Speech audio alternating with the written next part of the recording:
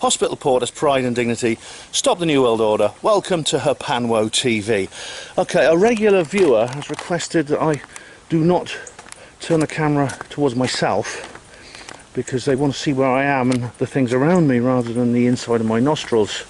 Okay, well I'm sorry the inside of my nose triggers this person so terribly, but I will endeavour to do that. Of course it will depend on weather conditions.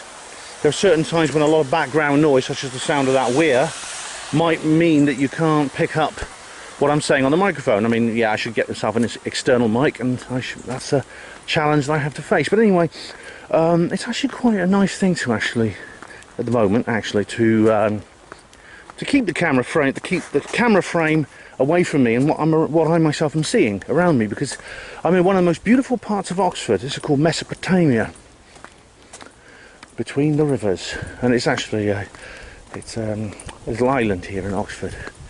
I could do a St Helena video here, couldn't I? I haven't been here for months. I've not been here since before the start of the lockdown, certainly, so I'm seeing it in summertime for the first time since last year at least, and it is a lovely place. I'm actually heading for the city centre, but I'm going the scenic route, which is very much out of my way. It takes much longer, but it's much more pleasant.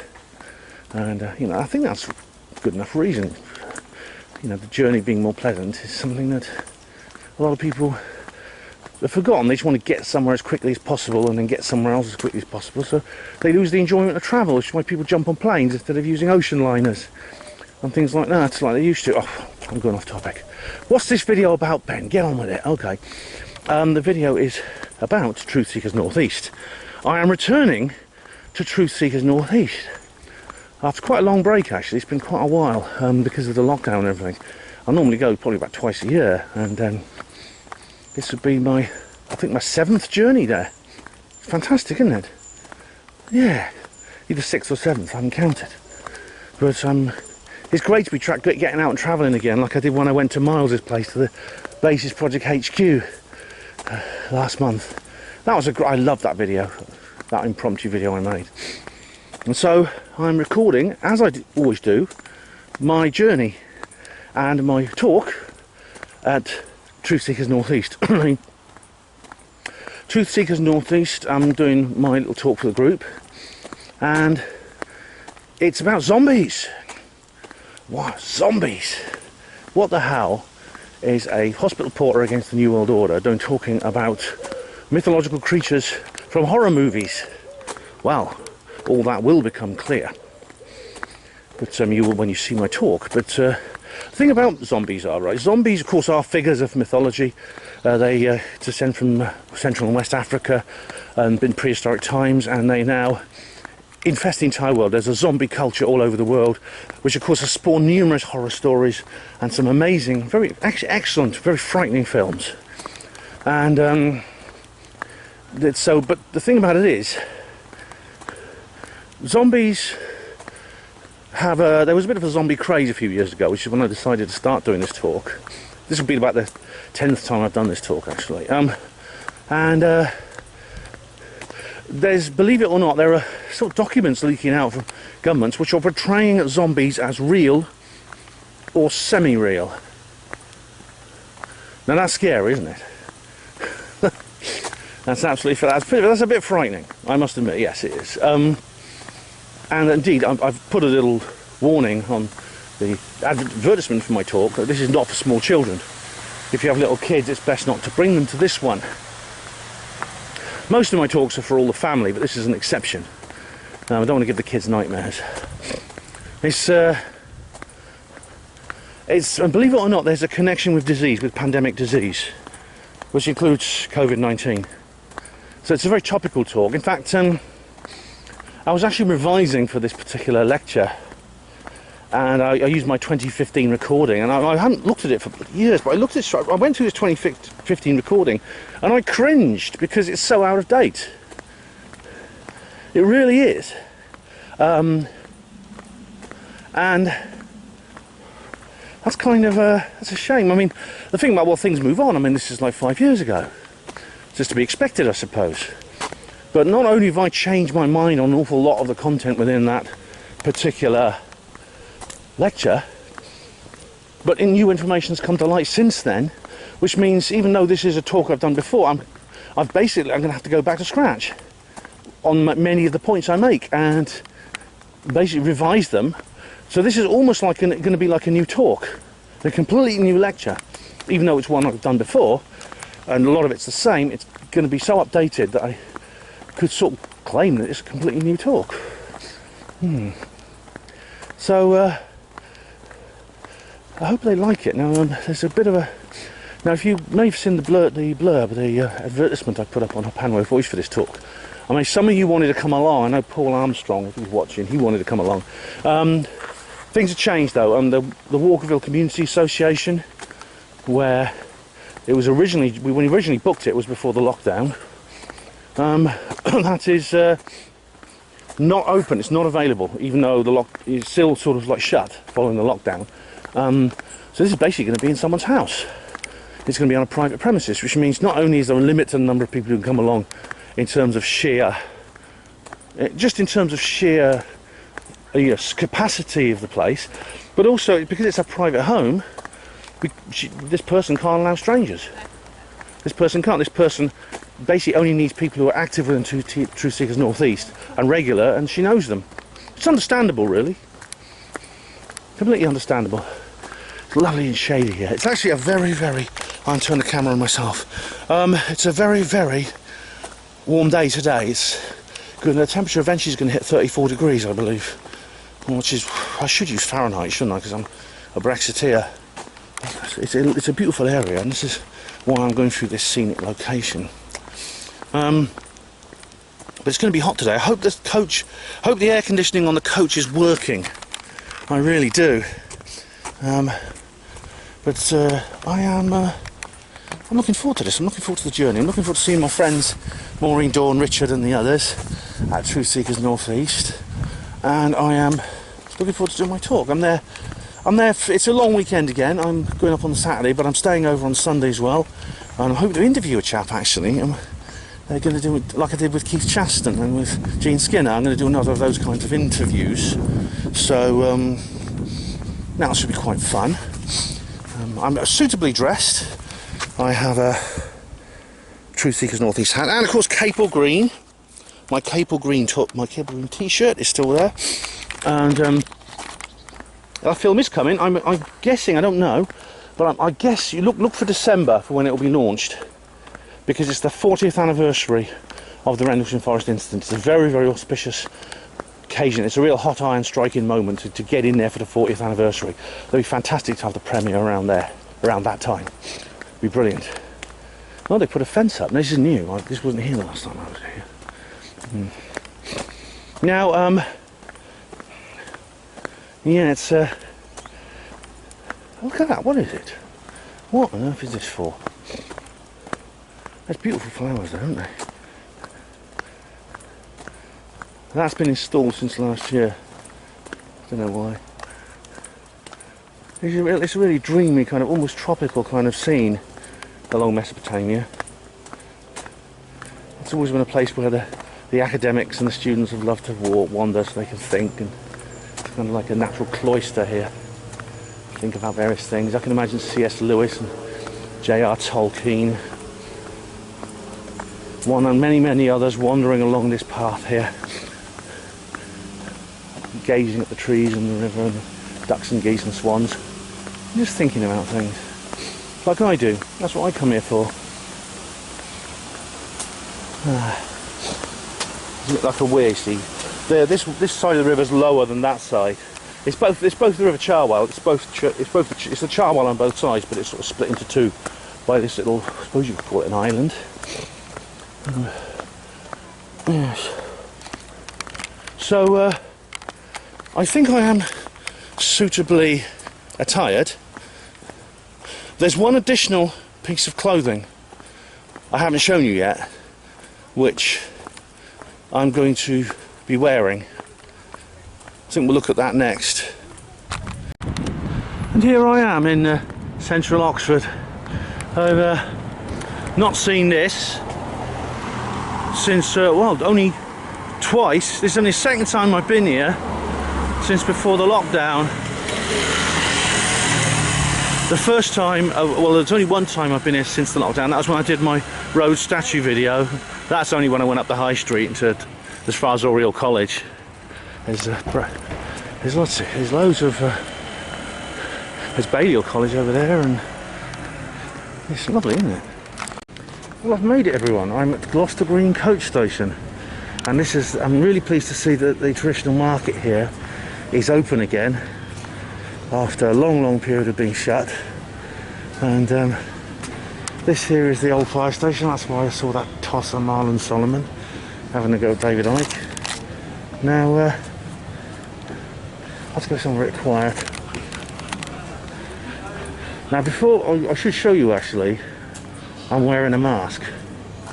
Now I know some of you are going to like go, what? He's wearing a mask? How could you, Ben? You've sold out. You're a fucking shill. You sold out. You decided to wear a mask. You've given in to the COVID-19 agenda. Well, before you condemn me completely, have a look at the mask. COVID 1984 says it all, doesn't it? Now the thing about it is, right, there's new rules and regulations on National Express, which means they do not let you board if you wear this, if your face is not covered. They will not let you board unless you have something covering your nose and mouth. If I refuse to wear any kind of covering on my face, I simply wouldn't be able to go to Truth Seekers North East. All the money the organisation spent on bringing me there will be wasted. So that's my choice. See, it's a dilemma, but look what I've done. It's what the Scots call a cacani. It's where the very nature of the rules, if someone brings in some authoritarian rules, you can sometimes use the very nature of those rules against them. I now have a face covering with a subversive message on it, and no one can make me take it off. They can't stop me boarding, and they can't make me take it off. Good, isn't it? So I'm going to go and catch my coach now, and head for Newcastle-upon-Tyne. It's a long journey. Only one coach per day, leaving at 12:40. If I miss it, then I can't go. So off I go.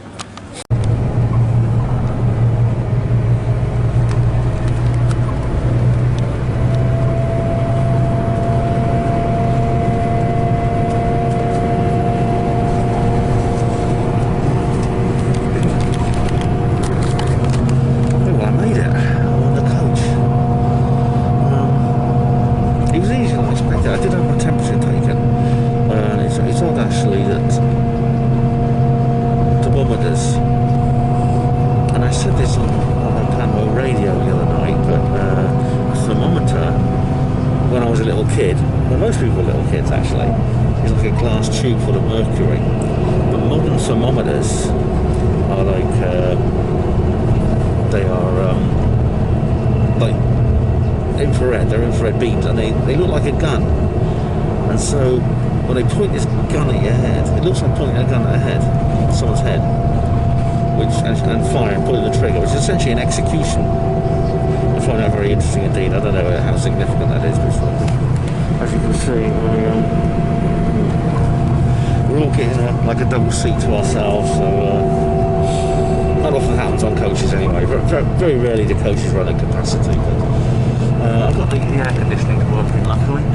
Apart from that, everything's pretty normal. I'm just sitting here. I've got this book to read.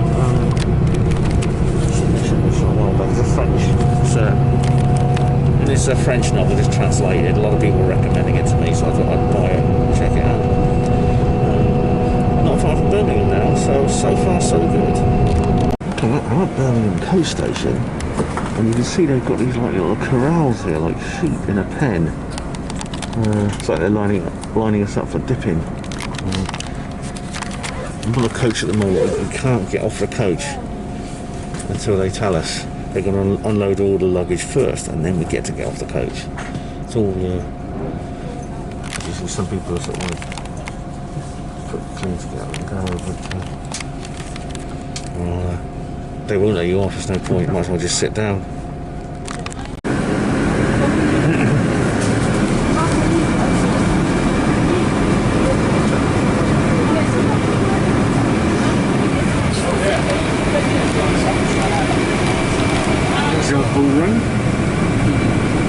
There's the Smarty colour birthday cake that I was doing.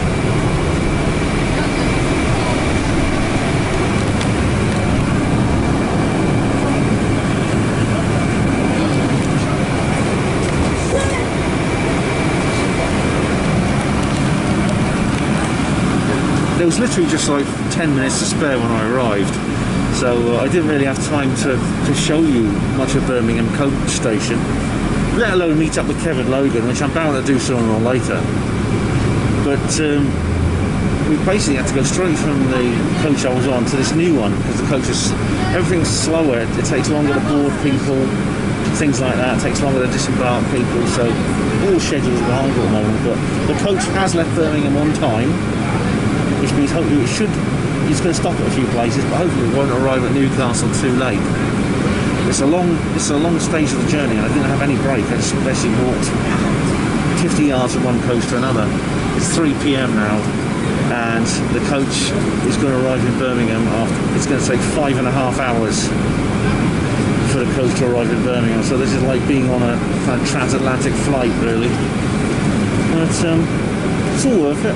I'll get there. I've got a book to read and things like that, and I've got my earphones. I can listen to a bit of Stephen Molyneux if I want, so I've got plenty of entertainment, so I'm not complaining.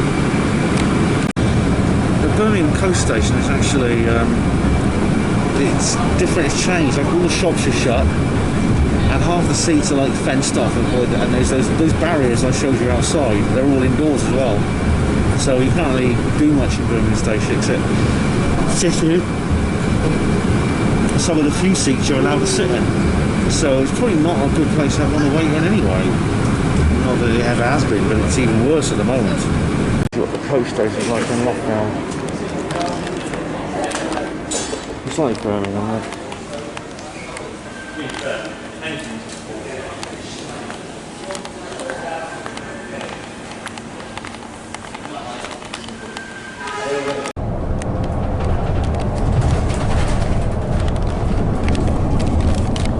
Interesting looking bridge, suspension bridge. Almost there now. At least with this mask on you can't see up my nose. Yeah, it's the coast is on time. The weather's been lovely. It's been very hot and the air conditioners worked. When I got off at Leeds it was like so hot when I got out of the coach and all that. But I'm looking forward to seeing my friends at Truth Seekers North East and doing my talk tomorrow. So some of you watching this might actually see it. You might actually be there. I hope so. It's been quite. I think I've suddenly realised how National Express have reorganised the coaches, because there's only been like a couple of stops. I mean, one up between Birmingham and here, like between Oxford and Birmingham, they only stopped at the airport, Birmingham Airport. Normally they stop at Banbury and Leamington Spa as well. On the way between Birmingham and here, they've only stopped at Middlesbrough, Leeds, Middlesbrough and Sunderland, but normally they stop off at they usually stop off at, I think, Sheffield and a couple of other places. So what they're doing is they're having it's one coach per day that I can get that goes all the way on that route. If you want to go to the other stops, you have to get a different coach at a different time. Again, there's only one per day. So there's less stops and less supposed risk of contamination spreading the illness around. I think that's how they've worked it. Anyway, nearly there now.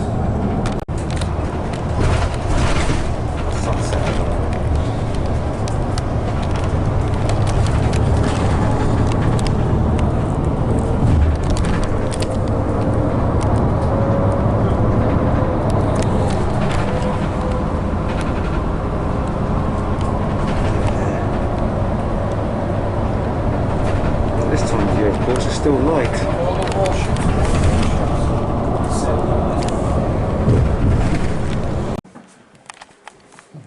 Well, good morning everyone. It's about 8 AM. I'm at this lovely house here in Newcastle, and there's a lovely garden outside.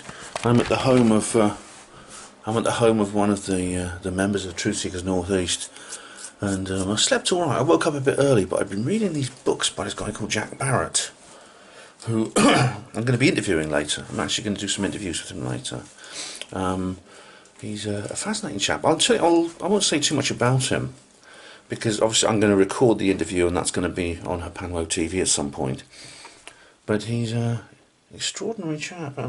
His books are, well, I've only sort of been skimming one of his books, but it's very, very interesting. It's almost like a fictional account of like the Second Coming and the end times. Really do find that sort of thing very interesting.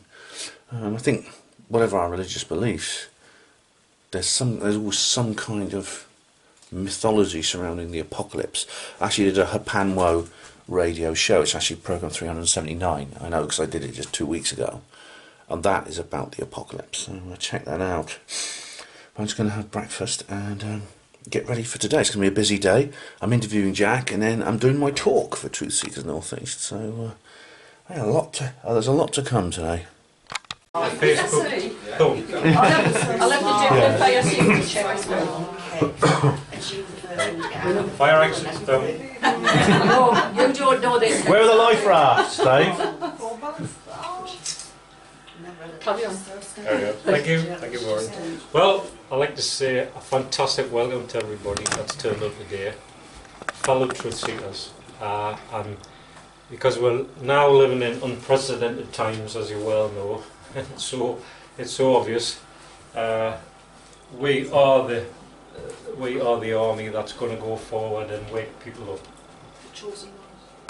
So thank you very much for coming today, because this is like what kind of first really official Truth Seekers meeting of this year, because we didn't really get a start in March, I think, when, did we? No, we didn't. So this is it really, and we're going to be holding regular things here and invite speakers up that can make it from elsewhere in the country. We've already got a couple lined up. Mark Devlin and that. So I'd also like to extend a very warm welcome to Ben Emlyn-Jones, whose topic today is very, very apt, I would think, for the times we're in now. Okay, so I'll just do a fire safety check, people. Okay. Toilet is out that door, straight ahead. Fire exit, straight out the back door. We'll all congregate in the back lane. I'll do a head count. Okay.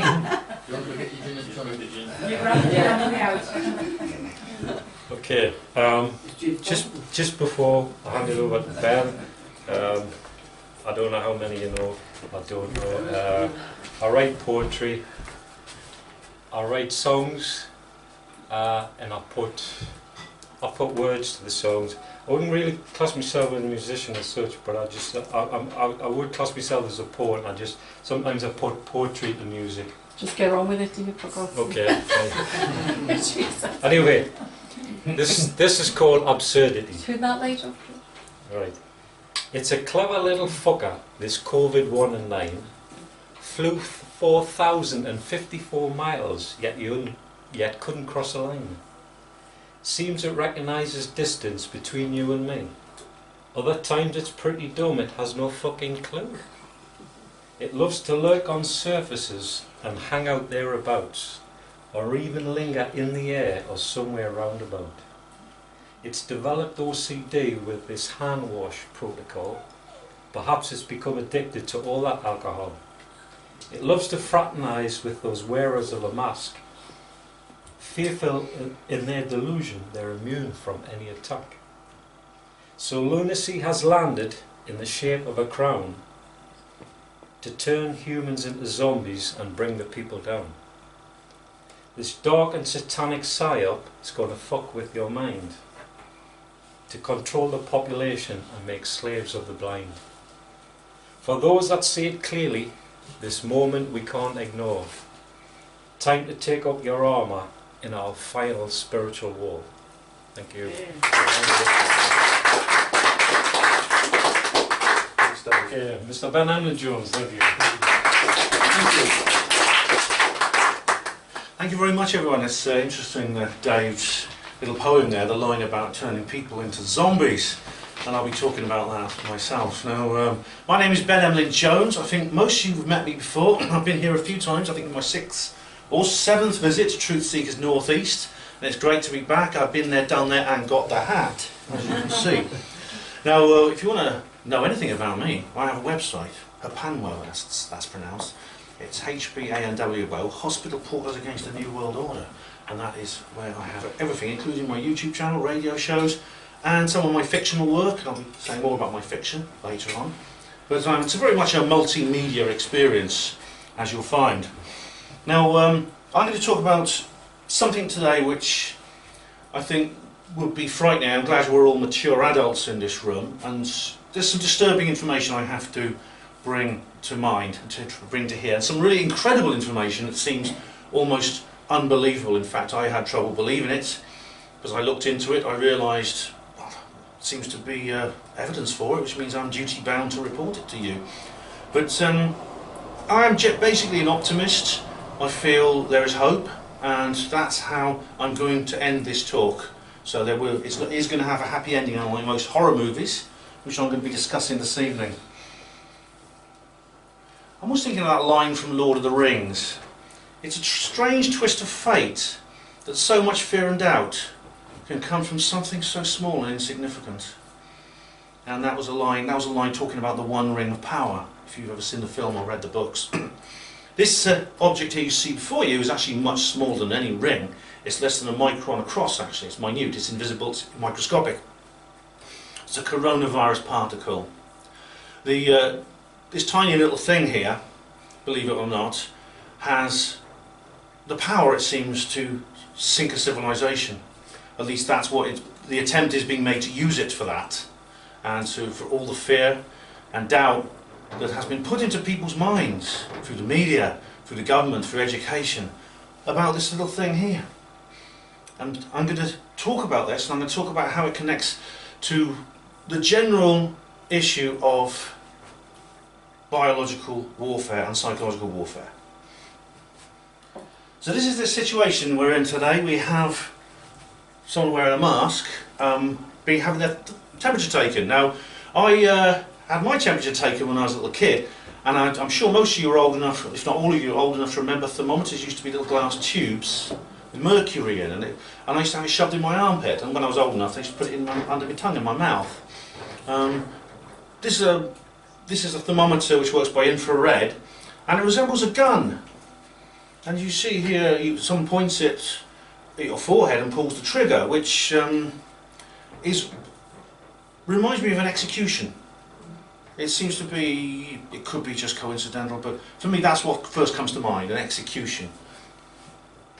And it's only a matter of time before the fear of that tiny little virus particle and what it supposedly is capable of could lead to us being forcibly medicated or persuaded so much that we need to be medicated with something which supposedly will protect us from that tiny little virus particle and what it supposedly can do. Believe it or not, it connects to zombies. Now, what is a zombie? Well, zombies emerge from West and Central Africa. They're part of the local folklore. The word zombie comes from a Niger-Congo root language word, nzumbi. This was transported to the West through the transatlantic slave trade to the Caribbean, especially Haiti. From there, it moved into North America and the rest of the world. A zombie is a corpse that has been animated through mystical means by a bokor, what they call in the area where it comes from, a bokor. A bokor is a sorcerer, a dark shaman, who uses black magic and casts a spell over a dead body so that it enters an undead state. The corpse is completely unconscious. It has no awareness of the life that used to inhabit it, and it is a mindless slave of the bokor. The bokor can make it do whatever it wants. And the bokor will actually hold the person's soul by this magical means. They'll keep the person's soul in some kind of container, like a bottle or something. And the first thing the relatives of the zombie want to do is find out where the container is. So once they open the container, the soul escapes, and the zombie just becomes a normal corpse and falls down and just rots, as corpses do. But the bokor has to hide the container somewhere where no one will find it. And as long as he does that, the zombie is under his control. This is Wade Davis. He is a Canadian anthropologist and ethnopharmacologist. Repeat that back to me, if you're not paying attention. But he visited Haiti a few years ago and wrote a book called The Serpent and the Rainbow.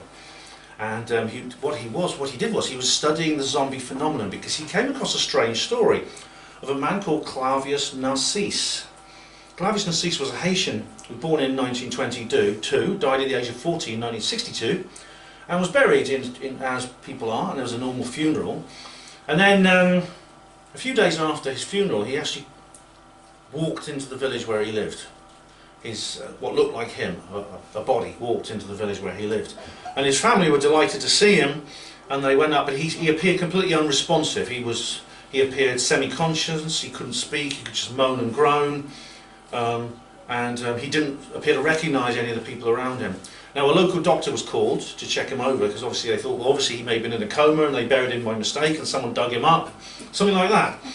When they checked his pulse, he had no heartbeat. It was scary stuff, yeah. I told you it'd be frightening.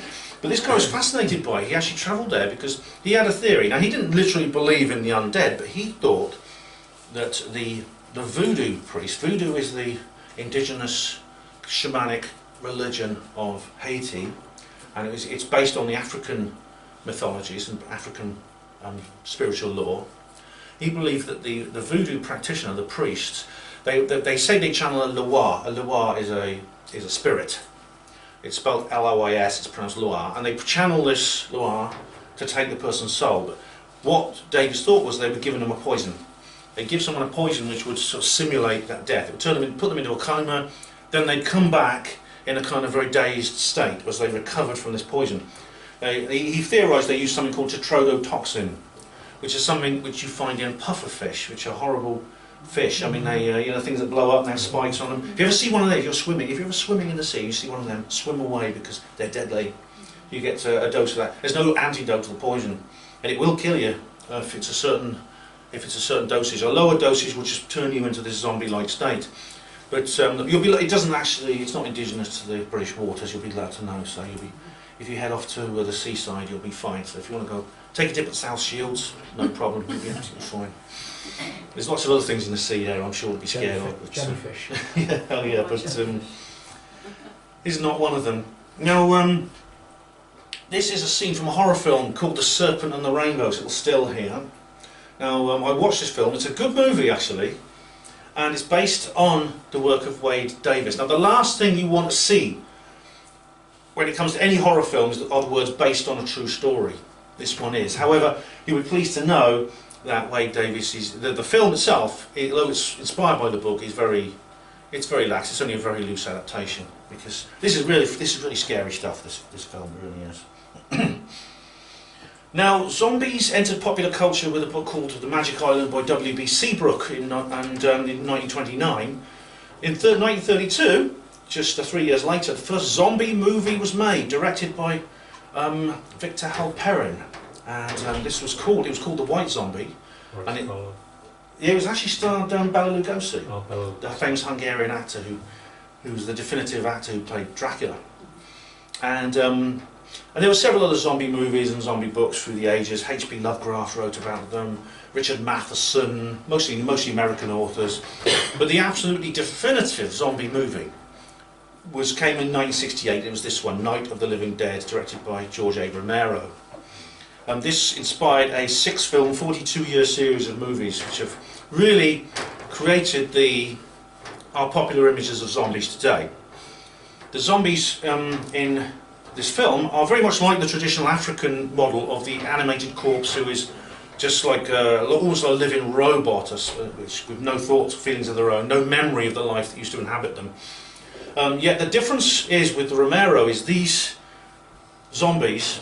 The zombies in this series of films are extremely dangerous because they are predatory and they hunt living humans to eat. That's their only imperative, their only thing they want, the only thing they desire, the only thing they think about is to hunt down living humans and try and eat them.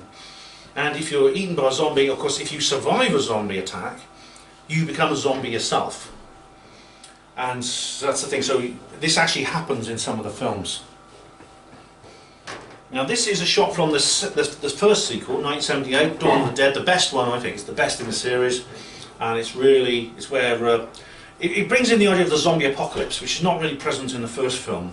The zombie apocalypse is where there's a very widespread outbreak of zombies, usually global, which eventually destroys civilized infrastructure, and eventually the zombies outnumber the living people, and the living people basically have to struggle to survive and scavenge for food, and constantly fending off attacks by the zombies.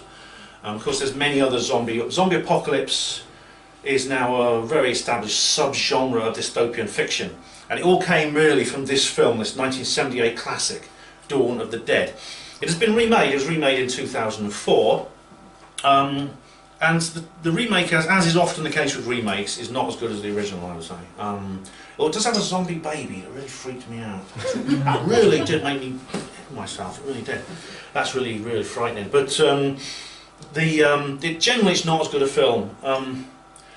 One difference in the remake is the zombies in the film are much more animated. They're much more agile. They run around, whereas the zombies in the original Dawn of the Dead, they just sort of like shuffle in this sort of semi-conscious state, as I say, shambolically lumbering around slowly. The zombies in the remake, like I say, run and they jump and they're like they can do whatever.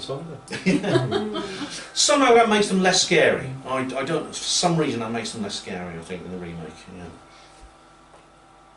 Now this is a frightening moment in Dawn, where one of the characters who's been bitten by a zombie, he suddenly becomes one of them, and the only thing you can do in that situation is shoot him, and they have to.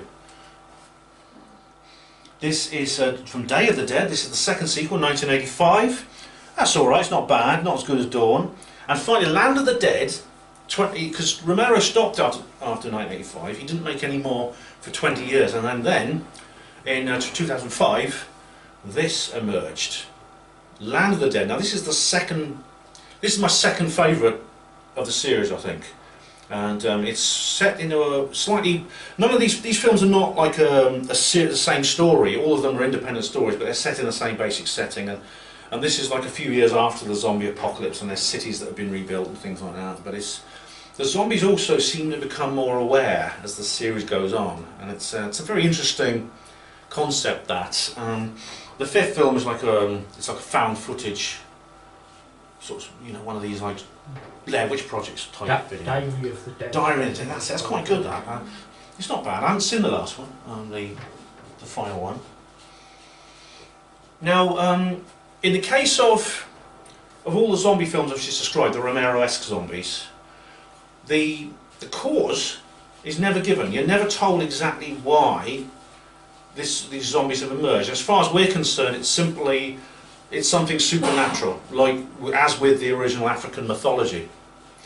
There's one little clue given. It's a line in Dawn, and it is when there's no more room in hell, the dead will walk the earth. I told you this wasn't for kids. And that eventually became the subtitle of the actual film.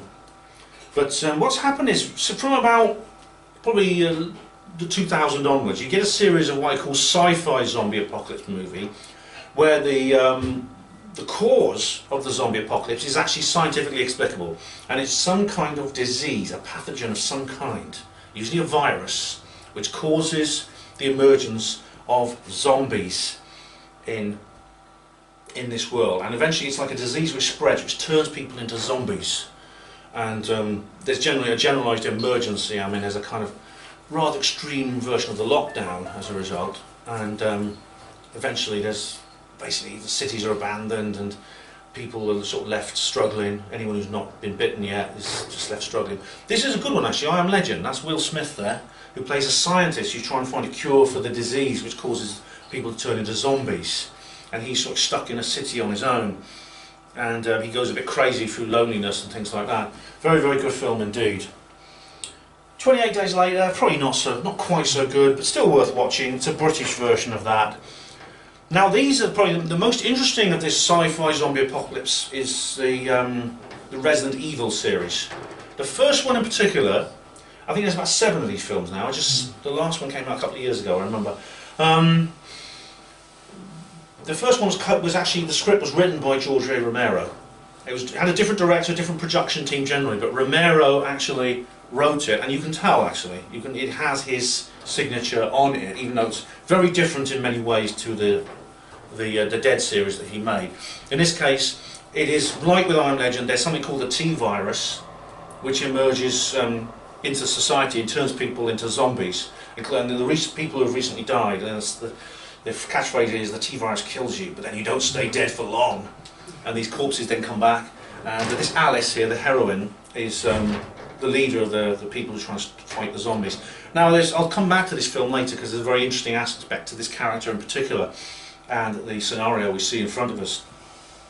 One thing that's important to realise is it's not left in any doubt. Now, in some of those other movies, the cause of the virus is not always known, it's not always revealed. However, it is very explicitly revealed in the Resident Evil series. It's based on a computer game, and the T-virus comes from a laboratory. It is a weapon that escapes. Basically, there's an accident at the laboratory which produces the T-virus, and it escapes into the population.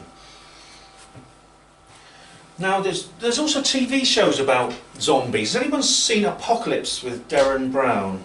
Anyone seen that?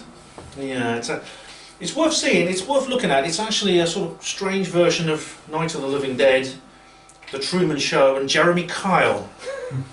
If you watch it, you'll know what I mean. But he basically kidnaps somebody who he believes is living a lazy and worthless life and doesn't seem to have much will to live, no ambition. They're a bit lazy, things like that. And he puts them in a scenario where this man, Stephen Brosnan, his name is, he believes that his entire world is destroyed and his family are dead, in hope it'll turn him it'll give him more of a zest for life. It turns out, though, this was staged. I mean, it's the guy was shown to be an actor, but it's worth watching. It's definitely, it has a lot of these tropes which we've seen in the movies, and again, it all comes out. All these things came out around about the same time. It's very interesting. Mummy, what's martial law? It's the tagline to this, World War Z. This Brad Pitt plays a United Nations ambassador, basically, who has to cope with a zombie apocalypse scenario, again caused by something they call, I think it's the rage virus. I think the rage virus will be 28 days later. It's this virus. Now, this is an unusual film in several ways. Firstly, the zombies are like the remake of Dawn.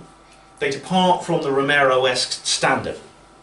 In other words, in the remake of Dawn, like I say, they're animated, agile zombies that can run around. In this film, they are super zombies. They can run 100 miles an hour and leap 100 feet in the air. There's one scene when they go over this wall. Someone's built a wall around Israel, which is really high. I think it's satirising the Jerusalem Peace Wall, possibly. But this is like about 100 feet, and these zombies are just throwing themselves against the wall, and they're building a huge pile of... And they're jumping up and jumping onto helicopters and things like that. Also, the final scene of the film is in Wales, which I think is unusual for an American film. It's interesting. There's some, what I would consider some kind of propaganda in this film, and that is personally the role of the United Nations and its various disease prevention, so-called bodies. And also the Centre for Disease Control and Prevention is mentioned in this, and that's going to come back into this story. And it's interesting they bring that in. And this was made before COVID-19 was even been heard of. All these films were like, COVID-19 only appeared less than a year ago. All these films predate that, and the TV series as well. And there's books, there's Zombie Apocalypse. This is an anthology of various stories by a row of authors, Stephen Jones et al. There's lots of others. And it's kind of an epistolary. In other words, an epistolary is a story told by letters, and very often these are like letters, although it's set in the modern age, so by letters we also mean things like text messages, Facebook posts, emails, things like that. But that's worth reading. There's a sequel I haven't actually read yet. And of course, when you get the serious stuff, you get the comedies. This is Shaun of the Dead, which is a really great zom-com. It's based, it's like an affectionate parody of Romero, and it's Simon Pegg and Nick Frost who are in it. And it's, as you see, a romantic comedy with zombies. Very funny. It has all the usual tropes you get in the zombie movies, plus a little bit more. I think it's hilarious. If you've ever seen like Hot Fuzz and those films like that, it's just like it's from that series. That's from that same production team. And there's others. There's one called Warm Bodies, and another strange one called Decay. Now, Decay is set at the Large Hadron Collider in CERN, and I could fill up half an hour telling you about the implications of that, because CERN itself, the Centre for European Nuclear Research, is quite a place. Quite a place. I'm thinking of doing an entire talk on CERN actually. And so if you want to invite me back, I'll have arranged it by then. And this is I Survived a Zombie Apocalypse. It's a BBC reality TV show, which is a bit like a kind of Romero meets Big Brother. And apparently Dawn told me there's another one like that now has come out. What's it called? Dead Set. Dead Set. I've not seen that, but it's by Charlie Brooker. It looks quite funny. And this was by people basically agreed to be locked in a shopping centre, as like in Dawn of the Dead, and face down zombies, or people acting as zombies.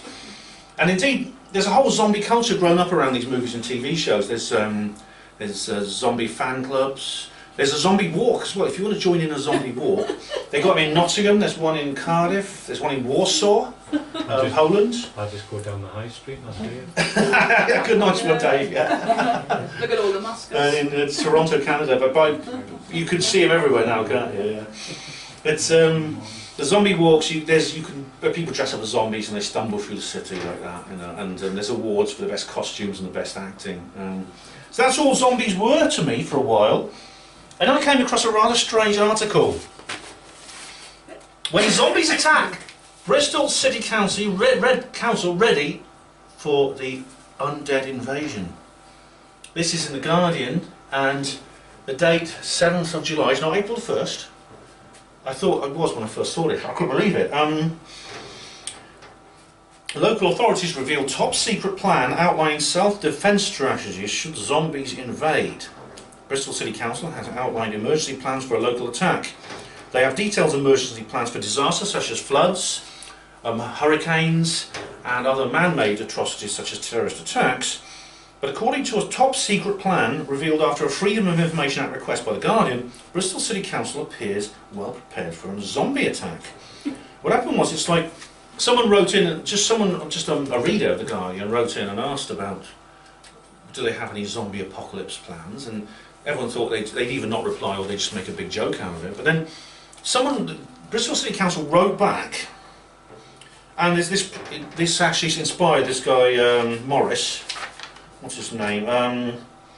Stephen Morris, the guy who wrote this. He's not a novelty common writer. He's a serious journalist.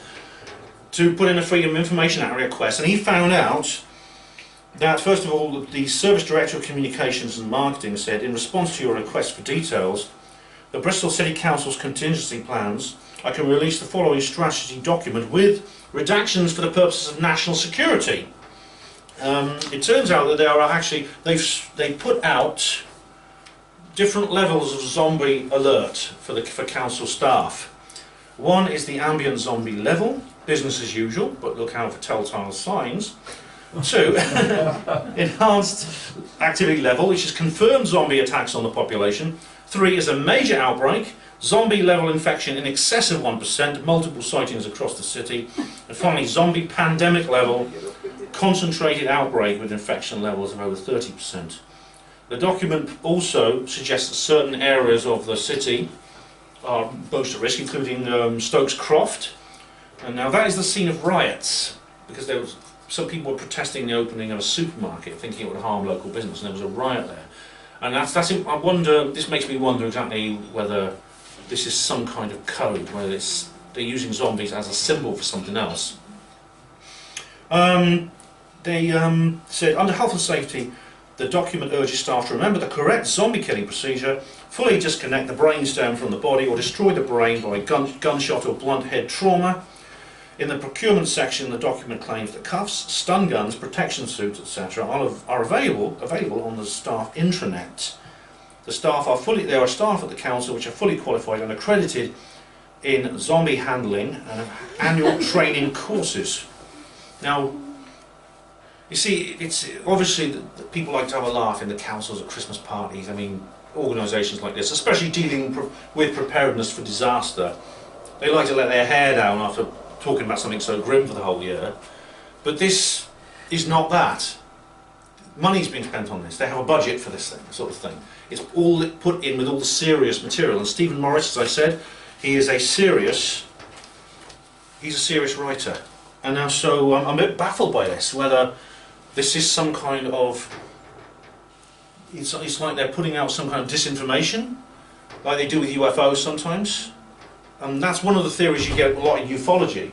You have people saying, well, they're putting out stories about flying saucers, the government, as we see at the moment with the ATIP and TTSA thing, but it's actually just symbolic for something else. They're using this sort of neo-mythology to launder their more down-to-earth things, such as the latest spy plane and things like that. Mark Pilkington has written a lot about this. You know him, Richard, we're familiar with him. Now, this concept is quite fashionable at the moment in ufology, but it has some drawbacks. If you're going to draw someone's attention towards something with the ultimate objective of deflecting it away, think how that could backfire. It could backfire in all kinds of ways, to the point where it really wouldn't be much point doing it, I would say. It's, even though, for example, it's an idea that goes back a long way. It goes back, there's been people suggesting this from 1942, from the Foo Fighters phenomenon. And it doesn't quite make sense that so much time would pass without some kind of classification. There are classified government projects, and the solution is not to make up stories saying, look, we're over here, but it's like a bank robber robbing a bank, burying the stash somewhere and standing on top of it, you know, wave every time a police car comes past. He puts on his striped jersey and his hat and mask over his eyes, and he waves and waves at the police car, holding a placard saying, "There's no money buried here, just unicorn bones." And sooner or later a policeman is going to twig what's going on. The same with these government projects. As with the F-117 Nighthawk, the stealth fighter, it was developed for over a long period of time, kept quiet for over 10 years. They just didn't say anything about it to anyone at all. And then when the first Gulf War broke out, it was declassified. That's Stephen Morris's bio. If you look through what his job is and the things he writes at The Guardian, he's not the sort of person who would make a joke about things. But it gets worse! Depends on your view of The Guardian, doesn't it? I don't have a very high opinion of The Guardian, unfortunately, but yeah, by Guardian standards he's quite with it. Preparedness 101, Zombie Pandemic. It's from the US Department of Health and Human Services, Centers for Disease Control and Prevention. It was mentioned in that film World War Z. Around about the time, in fact, I should have looked up when World War Z actually was released. This came out also in 2011, around at the same time as that article from The Guardian appeared about Bristol. And this is remarkably similar.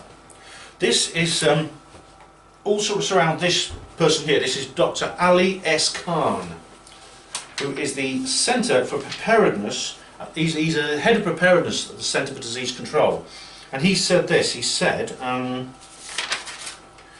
he wrote on his blog one day, take a zombie apocalypse, for example. That's right, I said zombie apocalypse. You may laugh now, but when it happens, you'll be glad you read this, and maybe you might learn a little bit about other emergencies, such as hurricanes and floods and terrorist attacks and things like that. Almost as an afterthought, he adds that. And he says, possible pandemics to flesh-eating zombies from the horror film Night of the Living Dead. You have to be prepared to tackle ravenous monsters. And Dr. Khan's blog includes a precautionary advice about zombies, along with the usual tips for preparing an emergency kit and escape routes. For example, after explaining how the public should be prepared if zombies appear on your doorstep, plan your evacuation route, because when the zombies get hungry, they won't stop until they get food. Living human flesh! Oh, it's there's all kinds of culture surrounding this. I mean, they release merchandise. You can get baseball caps and mouse mats and coffee mugs with this sort of thing on. Yeah. That'll make you popular at the office, wouldn't it? Prepare, plan, stay informed. And what's interesting is that, as with the Bristol City Council, there are some elements to it that, obviously, the intention is to use it as some kind of fun way of learning about disaster preparedness. But it contains details and little anecdotes that may appear too literal. As with the Bristol Council, I'll give you another example as well of this sort of thing coming up. So, I wonder what's going on here. I mean, it's like the zombies have been portrayed as real or semi-real. And this is another document. This is based on a document from the Pentagon. This is the US Department of Defense. They got something called CDR US Stratcom 88811U, which is described as, where is it here? Sorry, got these in order.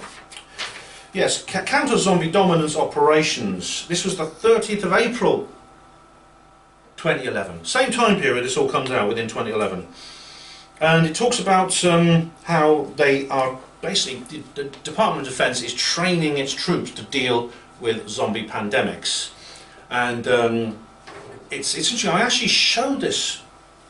I was so curious about this, I actually contacted someone I used to know. I actually went through Royal Navy training with him. And I sort of got kicked out, but he stayed in the service. And he ended up in some kind of job in intelligence. And he was completely baffled by this. He said he had no idea what this is about. But it's the stated purpose of the plan is to preserve non-zombie human lives, establish a vigilant defensive condition aimed at protecting human lives from zombies, and an established hierarchy of zombie conditions known as zombie-cons or Z-cons, so troops can operate under a system of predetermined standing orders depending on the conditions set. There are several missions here to conduct military operations to eradicate zombie threats to human safety, according to the instructions of the President or the Secretary of Defence. Objective to aid civilian authorities in maintaining law and order and preserve the public service infrastructure. So, what you could say, what I thought was a possibility, is that when they say zombies, they mean something else. They're just using the word zombies instead of saying something a little bit more politically incorrect or something which might reveal government secrets. So it's essentially a form of cover-up. And indeed, they actually have some code words. For example, the code word orange is often used in military exercises in the US to refer to a country, an unnamed country, which is an enemy, just for exercise purposes. But the document, this is what's weird, because it then goes on into strange details. And it's hard to see how these details could be applied to the scenarios. For example, they say there are different kinds, there are also categories of zombies. There are pathogenic zombies, and these are created by a disease of some kind, which you might think could apply to the world we're living in now. There's also, but then it gets a bit weirder, because you have radiation zombies. These are people who become zombies when they're exposed to ionizing radiation. Then you have evil magic zombies. Now these are zombies which are the more traditional kind. They are engineered by malign supernatural phenomena. Space zombies. These are aliens that resemble zombies. And now, everything I've just said you could find in science fiction and horror literature. However, it goes a bit further because there are also two other categories. Vegetarian zombies. Have you heard of those before? There is such a thing, according to this document, there are such things as vegetarian zombies. They pose no actual direct threat to human health, human life, but they could, if there was enough of them, they could cause problems for farming because they eat arable produce, rather like locusts. You know, they could cause a famine because they just go onto a field and they eat all the crops. And there were chicken zombies. Chicken zombies. These are undead barnyard poultry who become reanimated after being gassed. It's really weird. I mean, it's not like April 1st thing. It's said in all seriousness. Money has been spent on this. You know, paperwork has been produced. For all we know, these training scenarios are actually being exercised by the US Armed Forces. For all we know, I mean, it's there's even like a code of there's like a legal code. There's documents about how to define zombie lives versus non-zombie lives and the legal implications of actually killing a zombie as opposed to a non-zombie and how that works out. If you watch Night of the Living Dead, you'll know that at the end of the film, one of the characters is actually shot by one of the other characters because the man mistakes him for a zombie and kills him. Very weird, very strange indeed. It's hard to know what's actually going on here. And then there's some strange things that come out regarding drugs. This is a man who's on holiday. He's a British man. He was on holiday in Ibiza, a wonderful playground for the British tourists. And he was apprehended for using his teeth inappropriately in a public place. He was actually on holiday in the Balearic Islands in the Mediterranean, and he was walking down the beach trying to bite everybody he saw. He was forcibly restrained by members of the public, and the police and paramedics arrived to arrest him and treat his victims. And apparently he'd been taking a drug which is called cannibal. I do wonder, there's another one called bath salts. I mean, there was a similar incident in Florida, there was one in Harford County, Maryland, USA, and that's very interesting because there's something else in Harford County, Maryland, which I'll talk about in a little while. But isn't that odd? So it's like there are certain drugs coming out now, suddenly appearing. They're brand new drugs that have never been around before, and they're suddenly appearing, which seem to make people, the people who become intoxicated with them, behave as a zombie would behave. This is horrific. This is the most extreme example of that kind of thing I've heard. This is the murder of Cerys Yem, which took place in Wales, and basically the police arrived and they found that she was lying dead in this room in this hotel she was staying at with her boyfriend. And her boyfriend, a guy called Matthew Williams, nothing to do with the crop circle guy, it's someone else, was eating her. I won't give any more details, but you can look it up yourself. It's a really horrible case. And again, that's zombie-like behaviour among those people. And again, this happened in the same timescale. You see someone else exhibiting very extreme zombie-like behaviour. And in Florida, it's the incident in Florida where the guy was taking bath salts, where someone attacked a homeless man in the same way.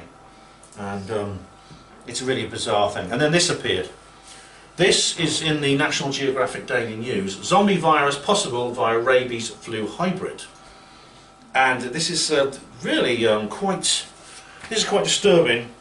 This is by Kurt Than. This is there's actually a documentary from National Geographic called The Truth Behind Zombies. And this is by someone called Dr. Andrzejewski from the University of Florida, same state where this strange event happened, which talks about the possibility of rabies, a deadly disease of animals, which is fatal if it's not treated, combining with something more virulent, something more infectious like flu, or cold or something like that, or indeed the coronavirus.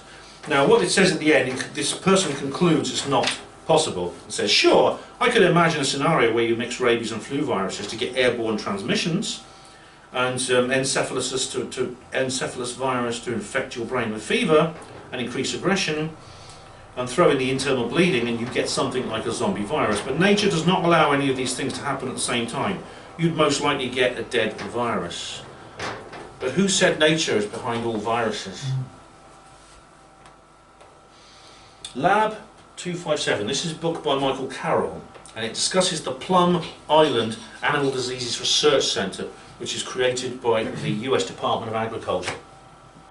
It was created in 1954, and it experimented on ways of protecting farm livestock from possible infection by biological warfare agents. They were designed not to harm humans, but to harm farm animals, because this is an element of biological warfare, and this may be could be what's been referred to like the vegetarian zombies. Although it doesn't affect arable, it affects livestock. But there was some talk in the Cold War, the Soviets were developing diseases that could be, American farms could be infected. The people wouldn't be harmed, but pigs, sheep, cows would be killed. And the Plum Island Centre tried to devise some biological defence mechanisms to protect animals, such as vaccines and things like that. What's interesting about this book is it theorises that Lyme disease emerged from this particular project. Now, Lyme disease appeared in a town called Lyme, which is in Connecticut, USA, and it is a very strange disease that resembles syphilis. It's similar to syphilis. It's a spirochete, as they call it, the type of bacteria, and it causes similar symptoms. And it's travelled across the entire world. You can actually catch it from being bitten by ticks. You might have seen some of the posters up in doctor's surgery saying, don't wear short trousers if you're walking through long grass in the sun, because the ticks can get on you. The ticks can spread Lyme disease. Symptoms are you get aches and pains all over, you get forms of arthritis, you get marks on your blemishes on your skin, and eventually it can kill.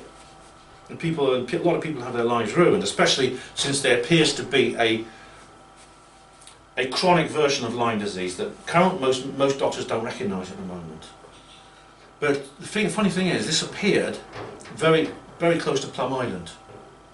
Lyme, Connecticut is one of the closest places to Plum Island. And in this book, Carol actually does some research into the kind of experiments that were going on there with syphilis and to mutate it, things like that. Plum Island is on an island off the coast of New York, USA, and putting a bacteriology lab or a virology lab on an island is a good idea, because islands are naturally geographically secure. If anything leaked out of the laboratory, it would be much less likely to spread to the mainland. However, the Plum Island facility is being closed down. It's been closed down. In fact, that might have already happened since I last did this talk. And the entire operation is being moved to a place called Manhattan, Kansas. Open your atlas and see where Kansas is. It's pretty much in the geographical centre of North America. So that's not on an island. If something escapes from that laboratory, if a bat flies out the window, as some people have suggested happened at Wuhan, then if you're on an island, it's easy to contain. But if it's in the very centre of a continent, you're going to create a pandemic very easily. And maybe that's the idea. Not everything that breaks out is going to be accidental. Jesse Ventura did a program on Plum Island. Yeah, I saw that. It was very good. This series is very good, actually. Yeah. In Lies We Trust: The CIA, Hollywood and Bioterrorism. This is by Dr. Leonard Horowitz, who's a public health expert and dentist. This is extraordinary because he talks about how there's a connection between those things, between the media and how it presents things, and biological warfare. It's almost 3 hours long, this, or maybe more than 3 hours, but it's worth your time watching. It's really worth your time watching. I do recommend it. Now, he refers to several documents, including the 1970 American War College document, which suggests that the whole concept of biological warfare has to change. The Revolution in Military Affairs, it's called. It talks about shifting from conventional battlefield warfare and nuclear weapons and crude biological warfare, anthrax and things like that, to sophisticated biological warfare, psychological warfare, and so-called non-lethal weapons like the taser, which actually killed many people since it was invented, including Dalian Atkinson, the footballer, and several other people. But the point is that they talk about sophisticated biological warfare, which involves including viruses which don't kill immediately, have a very long incubation period, and sometimes the symptoms, the pathology emerges many years later in the form of cancers. And it says this is the most sinister bit. It says that the media would be necessary, the psychological warfare element would be necessary alongside the biological warfare element, because they're well aware that their project runs contrary to American values, and therefore unconditioned individuals would need to be re-educated. I mean, that is straight out of 1984, isn't it? Isn't one of those words chilling? And the idea is you could have plausible deniability if you use this method. You never have to declare war on anyone. You could engage and defeat an enemy with no way of it ever, no fingers could ever point to you. You could do this, and when the enemy dies, you could say, well, it's just a freak of nature. It's just unlucky. This cancer happened to break out at this particular time. There's something else called Report from Iron Mountain. Now, Report from Iron Mountain emerged as a book in 1963. It was in 1967. It's supposedly the minutes of a meeting from 1963. There's no such place as Iron Mountain, so it's like code for some kind of location, some kind of secret meeting or something. But it just says, basically, a viable political substitute for war must posit a generalised external menace. And what it means by that is that it says that basically warfare is essential in terms of a society when it comes to the relationship of the state and the people, which means that it's necessary to channel aggression and to unite the population behind a common cause. Again, this is what George Orwell said. I remember the phrase in 1984. In the film, it was actually a book, 1984. It turned into several films. It says that wars are not meant to be won or lost. They're meant to be continuous.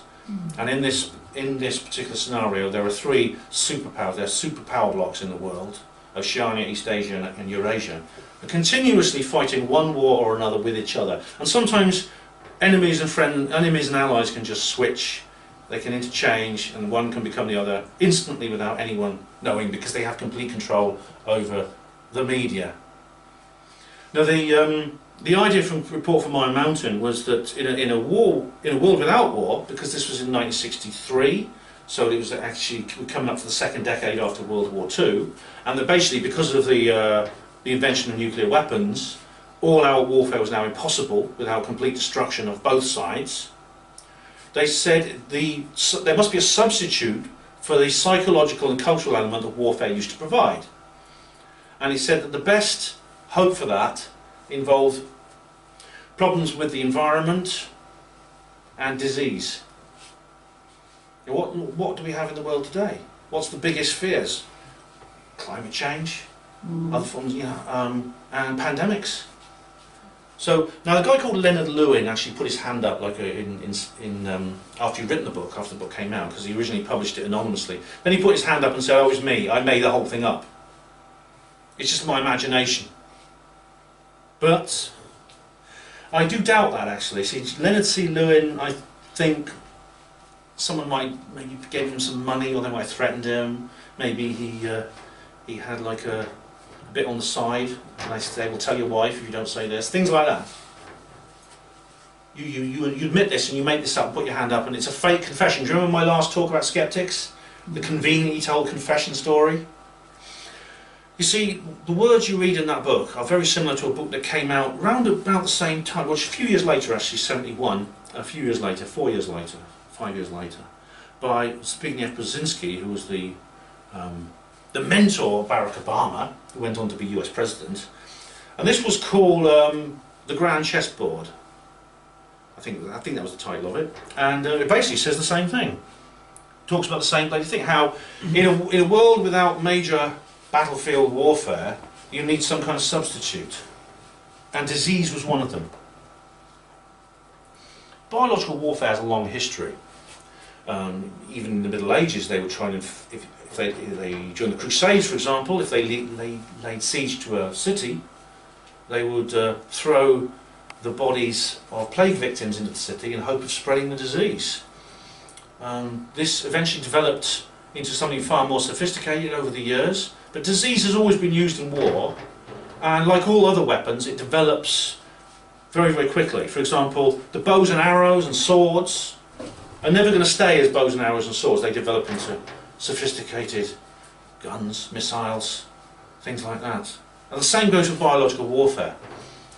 In 1954, same year that the Plum Island facility was created. Sorry, no, I'm mixed up. So it's 1941, I believe. Sorry, the Fort Detrick, Maryland facility was created. This is in Harford County, Maryland. And I mentioned already that that was where one of these strange attacks took place. Fort Detrick ran the US biological warfare program, which was far more extensive than any other country on Earth at that time. And this supposedly ended in 1970, the same year that the American War College document came out. But I'll come on to that in a minute. But first of all, I want to talk about this, because it's not just the Americans. All nations at one point, it seems, have indulged themselves in these kinds of experiments. The Japanese, when they invaded China in 1932, they carried out live biological warfare tests on human subjects. We British are a bit kinder, we do it to sheep. In 1942, there was an attempt to test an anthrax. Anthrax was being used as a biological weapon on an island called Grignard Island. It's near Ullapool off the west coast of Scotland. And they used sheep. They put a load of sheep on the island, and they dropped anthrax bombs all over the island, scattered anthrax spores everywhere, and see how long the sheep took to die. And you can see these guys in hazmat suits carrying the dead sheep away. Yeah. Believe it or not, this project was called Operation Vegetarian. They've got a strange sense of humour, these guys, I must say. But that was for World War II. That was in 1942, it was a long time ago. I don't believe that we will just simply abandon these projects. I mean, for example, the atomic bomb, the nuclear bomb development in World War II, appears to have been, a lot of people who were involved in it believe they were told all they have to do is develop this bomb to stop, before Germany do it, before Germany get the bomb, so it'll act as a deterrent. So you have a mutually assured destruction situation with Germany, and once the war is over we won't need it anymore. But of course that's not what happened. After VE Day, the Americans used it in Japan, on Hiroshima and Nagasaki. The Russians started developing their own, and they had spies to steal the American secrets, and pretty soon you have a nuclear arms race. The weapons don't just go away. I mean, once they're there, once they're invented, somebody will try to use them. They'll try to develop them, they'll try to modernise them, and indeed, any potential enemy of that person will also do the same, because they'll think, well, we have to find some way to strike back, or at least threaten the enemy with the same thing. So it's very naive for people to think that these old experiments from World War II and from, this all began with in the American-British side in World War II. It's just going to end. It'll end at some point, that'll be the end of it. Not at all. Now, this is an abomination. This is the Tuskegee syphilis experiment. This was a 40-year live human experimentation which took place in the United States. These are like poor black people from Alabama, I believe. They were deliberately infected with syphilis just to see how long they would last, to see basically what would happen, how quickly they would get ill and die, basically. It's a monstrosity, but that's what they will do. That's what they will do. For several reasons. Firstly, because they just don't care. Secondly, they feel they have to. But of course, it's like all these other things they do, like 9/11, and indeed the pandemic we're seeing at the moment. Mm-hmm. It's not. The people in power, if indeed they are people, don't see us as anything more than another species of farm animal. They don't regard us as anything more than that. 98 million Americans were given polio vaccine contaminated with the cancer-causing virus, admits the CDC. Now, how did this happen? This was from the mid-1950s, I think it was discovered in 61, I think, so from 1955 to 61. The polio vaccine was contaminated with SV40. This is a chimpanzee virus. It causes cancer in chimpanzees. Now, the theory is that wouldn't affect humans because we're not chimpanzees, but we're very closely related to chimps. In terms of the animal kingdom, we're quite close, we're on the same branch. And viruses can jump species. They can mutate when they're in a different body, and they can jump species. So the question is, how many of these people, these 98 million Americans, developed cancers as a result of having this vaccine? And secondly, how on earth did a cancer virus of any kind get into a vaccine in the first place? You connect the Hodgkin's lymphoma. Yeah, indeed, and look at all the other diseases we have now that have emerged, which hardly were either very rare or non-existent in previous generations. Leukemia. 100 years ago, if you caught leukemia, it was very rare indeed. It was a medical curiosity. Now, it's one of the leading causes of child death. There's chronic fatigue syndrome. There are allergies of all kinds, which people never used to have before. Cases of asthma and things like that rising. There's all kinds of examples I could give of that. This is Richard Nixon, US President. He was removed in 1972 after a scandal, but in 1970 he announced that the US government's biological warfare program was going to end. He said, that's it, we're not going to do it anymore, we're going to stop. And I don't know how many people actually believed that, because it didn't. Yeah, Tricky Dicky himself. I don't know how many people actually believed him, because it didn't. It was red tape. It was just like a piece of bureaucracy. It moved from an offensive to defensive posture, which really means nothing with that kind of scientific research. And its budget actually increased from 70 to 71, from 21 million to 23 million dollars. So it was actually expanded in the 12 months since between that announcement and the following year's budget. Something strange happened. Richard Nixon also said that he was going to wage what he called a war on cancer. The war on cancer, and that's an odd thing. He said, we're going to find a cure for cancer, we're going to beat it. There'll be a cure for cancer by 1980. 10 years' time, cancer will be a thing of the past. Well, we're in 2020 and it hasn't happened yet, apparently. Another thing, he actually increased the budget of the National Cancer Institute, which was the organisation that was dealing with cancer research, funded by the government, organised by the government. He expanded it, gave it new facilities, and gave it a new home. Guess where the new home of the National Cancer Institute was? Maryland. Fort Detrick. Fort Detrick. Fort Detrick, Maryland, National Cancer Institute moves in right next door to the biological warfare programme. What a strange choice of neighbours. Now, this is Dr. Robert Gallo. Now, he's another part of this story because he's like the Bill Gates of a few years ago. He ran something called Lytton Bionetics, which is a pharmaceutical company that developed vaccines. Now, he developed a really interesting idea. He developed a brand new hepatitis B vaccine. It's a deadly disease, Hep B. And he tested it on 2 subjects. One of them was in Natal in South Africa. Another was a group of male homosexuals in San Francisco, USA. In 1975, he enrolled these people in the first ever trial of this brand new hepatitis B vaccine.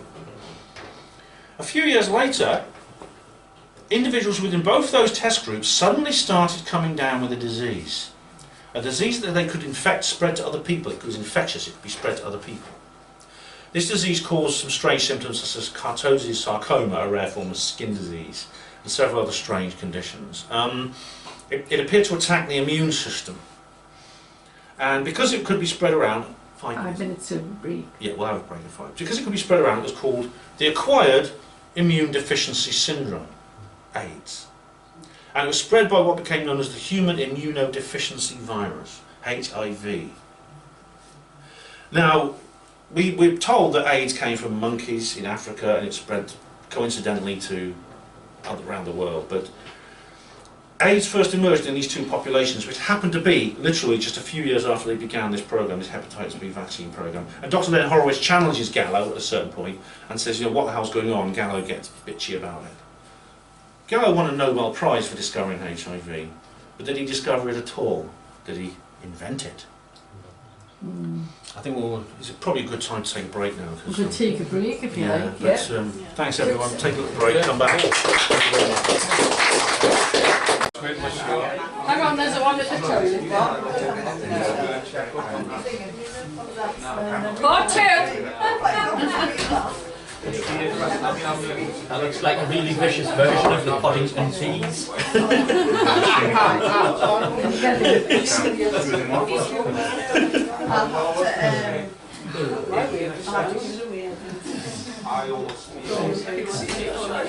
Is everybody in?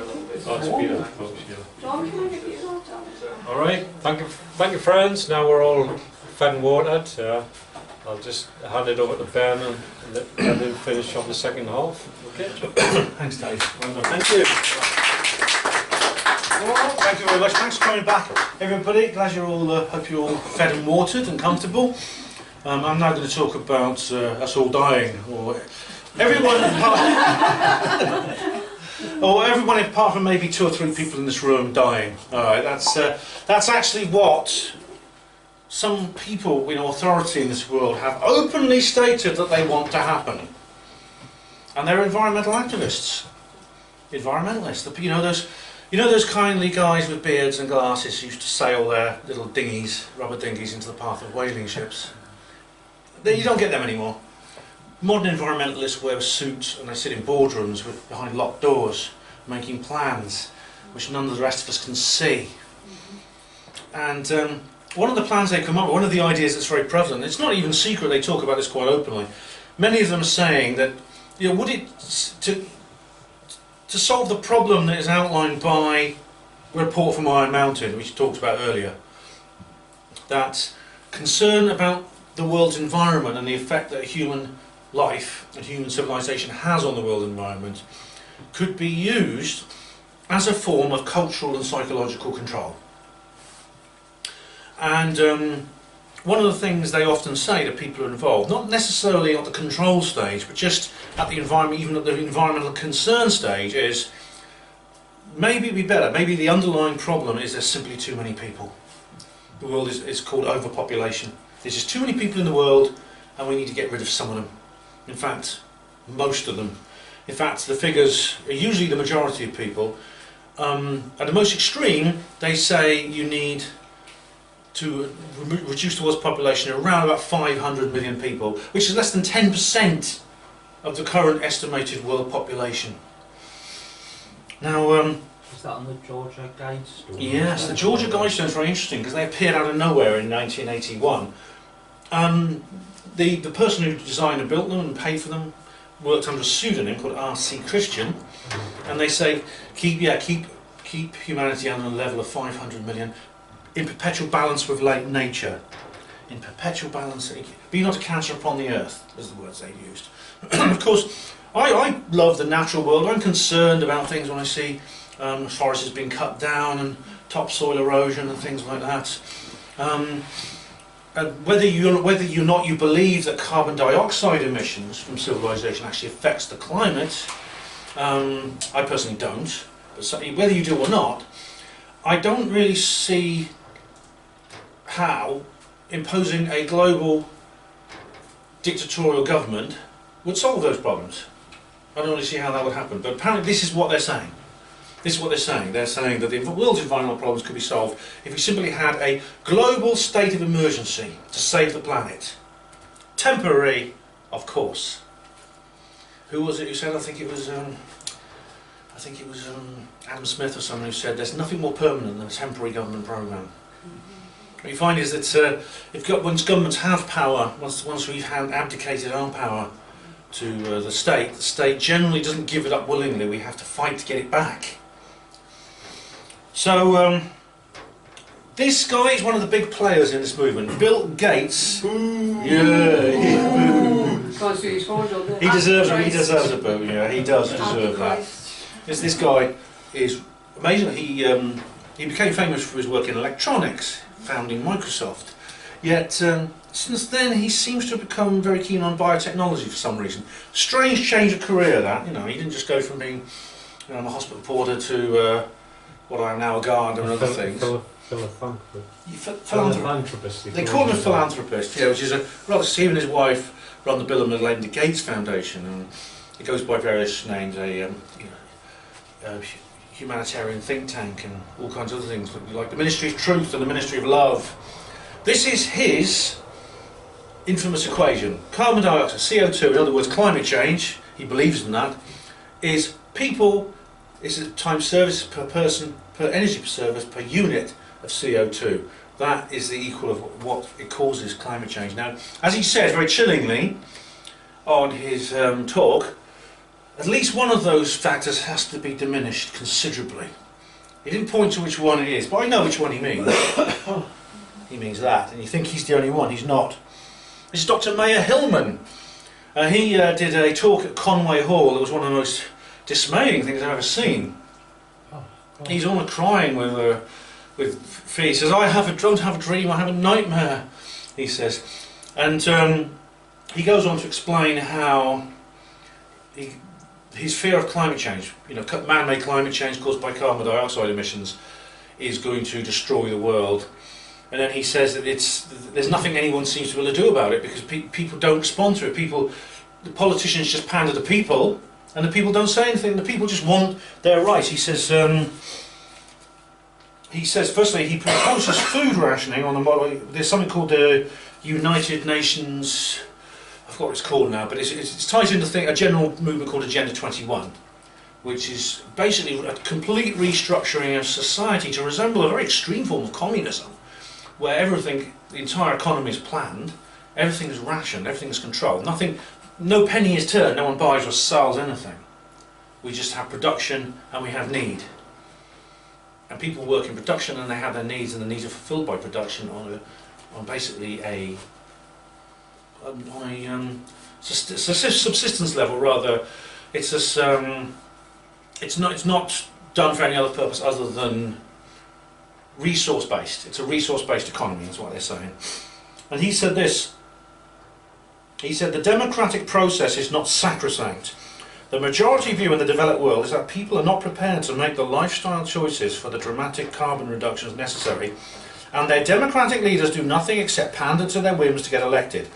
Do we subscribe to the democratic approach to decision making, which has so far failed, or in this instance, as I would argue, it has to be set aside. Whether the public like it or not, these changes have to be made. If these changes are not made, we will surely hand over a dying planet to succeeding generations. That's exactly what the New World Order agenda, the deep state, was exactly what they want to hear from us. They want to hear us say that.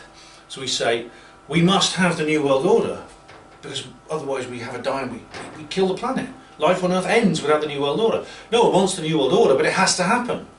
Otherwise everyone dies and everything dies.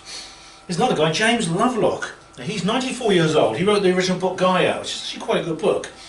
But he said, even the best democracies agree that when a major war approaches, democracy must be put on hold for the time being. I have a feeling that climate change may be an issue as severe as any war. It may be necessary to put democracy on hold for a while. Straight out of the pages of a report from Iron Mountain, George Orwell's 1984, and all these other things. And there's even David Attenborough. Everyone's heard of David Attenborough, haven't they? That nice, gentle-voiced naturalist. And he did those Life on Earth, that series, that TV series about when he goes into the jungle and he plays with gorillas. And you know, he's part of an organisation. He's the major spokesman for an organisation called Population Matters, which puts it. It's a lot more. I suppose it's the public face of this whole thing.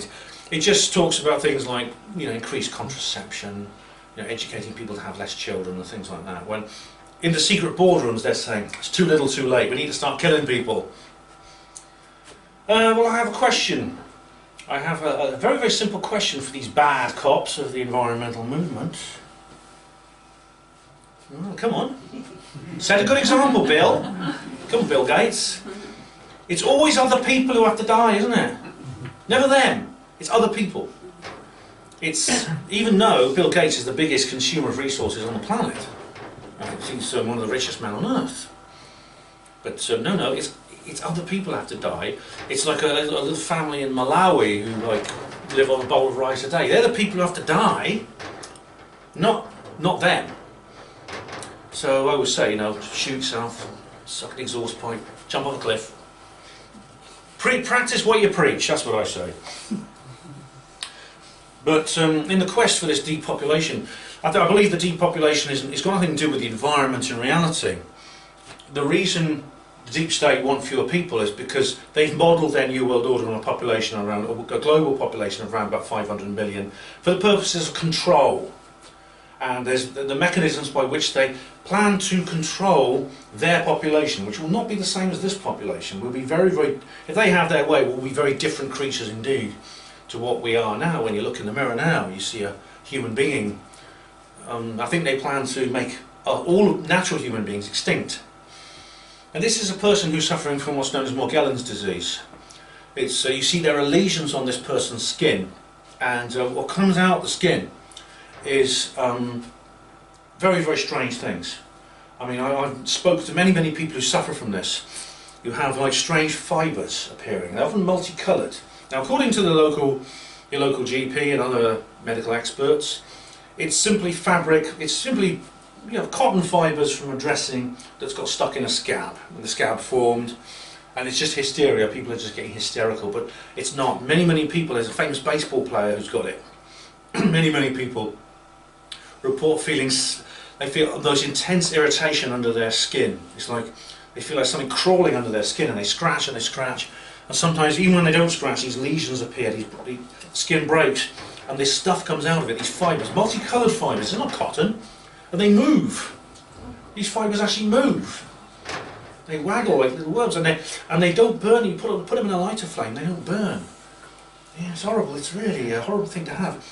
And there's other things. Sometimes what looks like tiny little gemstones or little bits of coloured glass come out. Sometimes even little mechanical devices, little like metallic mechanical devices come out of these wounds. From It is. chemtrails. Yes, from the chemtrails, exactly. There's someone called Sophia Smallstorm. Here's a close-up of the fibres. These are photographs taken of things, specimens of Morgellons wounds, what comes out of the Morgellons wounds. That's not cotton. Sophia Smallstorm, working with Cliff Carnicum, have worked out that these things are actually very, very hardy. You can't burn them. They're like what's known as archaea, which is very, very primitive life.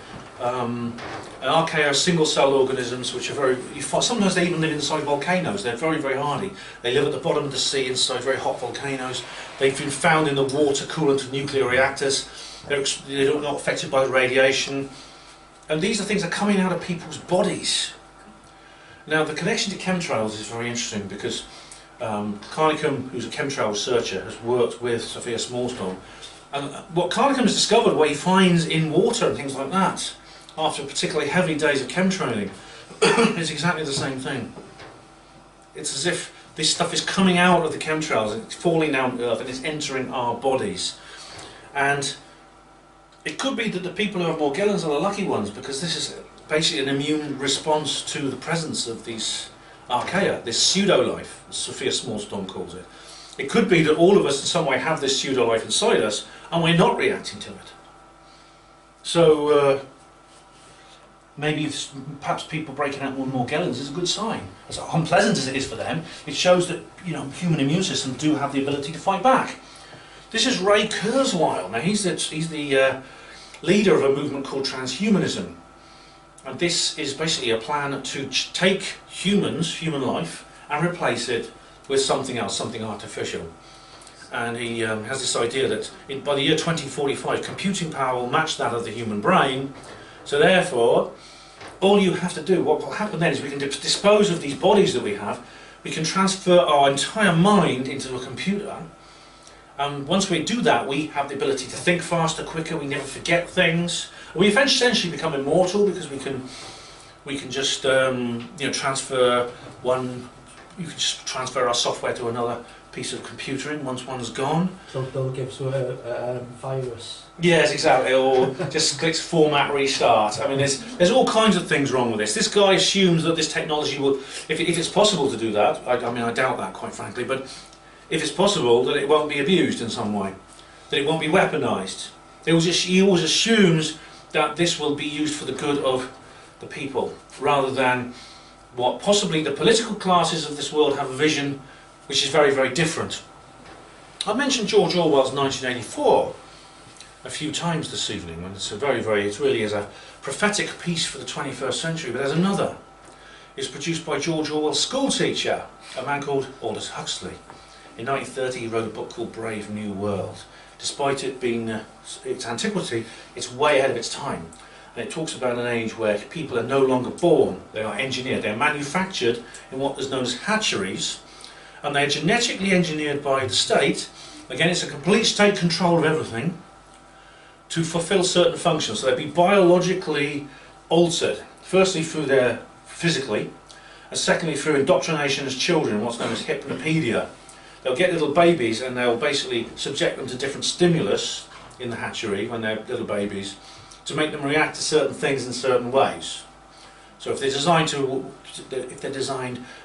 be astronauts, for example, on spaceships, they'll be hung upside down so they get used to the force of gravity being in different directions and things like that. What he said was there will be 5 classes of people. There will be the alphas, who will be like the Aryan supermen, very intelligent, very long-lived. Then there'll be the betas, who will be slightly below them, the gammas. Then the deltas, who do like simple jobs, they'd be lower intelligence and less hardy. The bottom would be the epsilons. These would be essentially creatures so unintelligent they couldn't speak. They'd only live for 20 years and they'd be programmed to do the most menial jobs. They'd essentially become living robots. Now, they're a bit like politicians. yeah, they could always, like at my place, at the hospital, they used to say if people were rubbish at their job, they just put them in management. Yeah. That's the way it is in many, many institutions nowadays. Yeah, but you see, this is what Huxley was saying. Huxley was a member of the Fabian Society, as was George Orwell. Both, and I said these guys met. Huxley helped educate Orwell. And when I look at the books both those men wrote, when I read both of those books, I can see the similarities.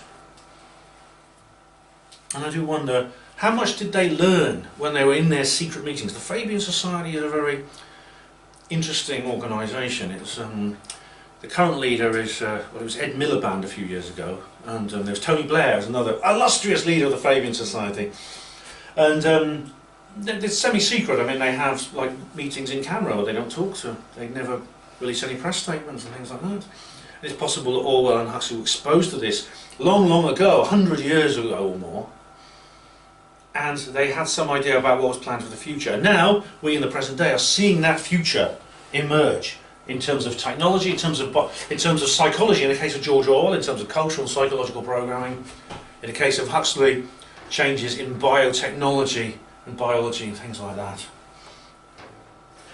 There's an interesting part of this, which is researched by this guy, David Griffin. He's a friend of mine. And he's been talking to several people who were involved in the Falklands War. This was in 1982, when Argentina invaded the Falkland Islands, British overseas territory. And there was a task force sent over there. Oh, is it not plugged in? Oh, it's plugged in. Promise. It wasn't switched on. Oh, was it not switched? Switched on, okay, it's okay now. Good job you spotted. Always helps. There was the Thatcher government sent a task force to liberate the islands. And there was always a bit of a query about exactly why that war happened. Why, for example, the islands themselves are quite insignificant. They have no indigenous population. There's some sheep farms on there and a few other things. There's a population of about 3,000 people, all British settlers, descended from British settlers. And the question was, well, first of all, why did you see that all right? Is that visible to you all? It seemed an awful lot of effort was put into recapturing those islands. And indeed, the Argentine government itself seemed pretty much obsessed with these islands themselves. They claim sovereignty over the islands. I don't believe it's real sovereignty. I don't think they have a genuine claim, but they're continuously going on about it.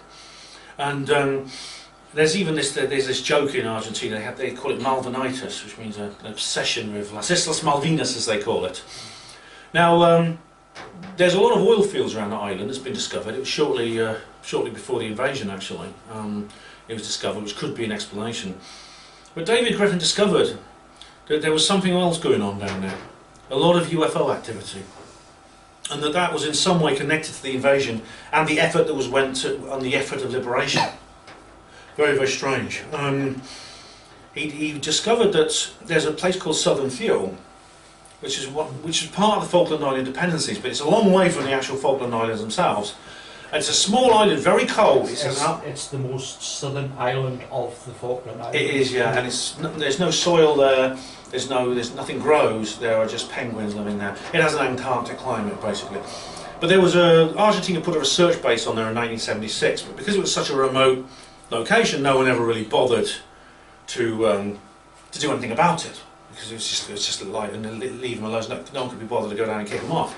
After the end of the Falklands War, they sent HMS Endeavour with some special forces to Southern Fuel, and especially there was over 300 of these guys. They landed on the island. They surrounded the base. And they ordered the people in the base to surrender. And seeing as there was only about 10 people in the base, they very wisely said, "Okay, we'll do that." And they blew the base sky high. But there were apparently that base wasn't just put there for the sake of, being bitchy about it and just making it a territorial claim. The base was put there because there were these creatures living in caves under the island. Alec Newell has talked about this as well. And David Griffin has been working with Alec on this situation. And it involves what looks like oil.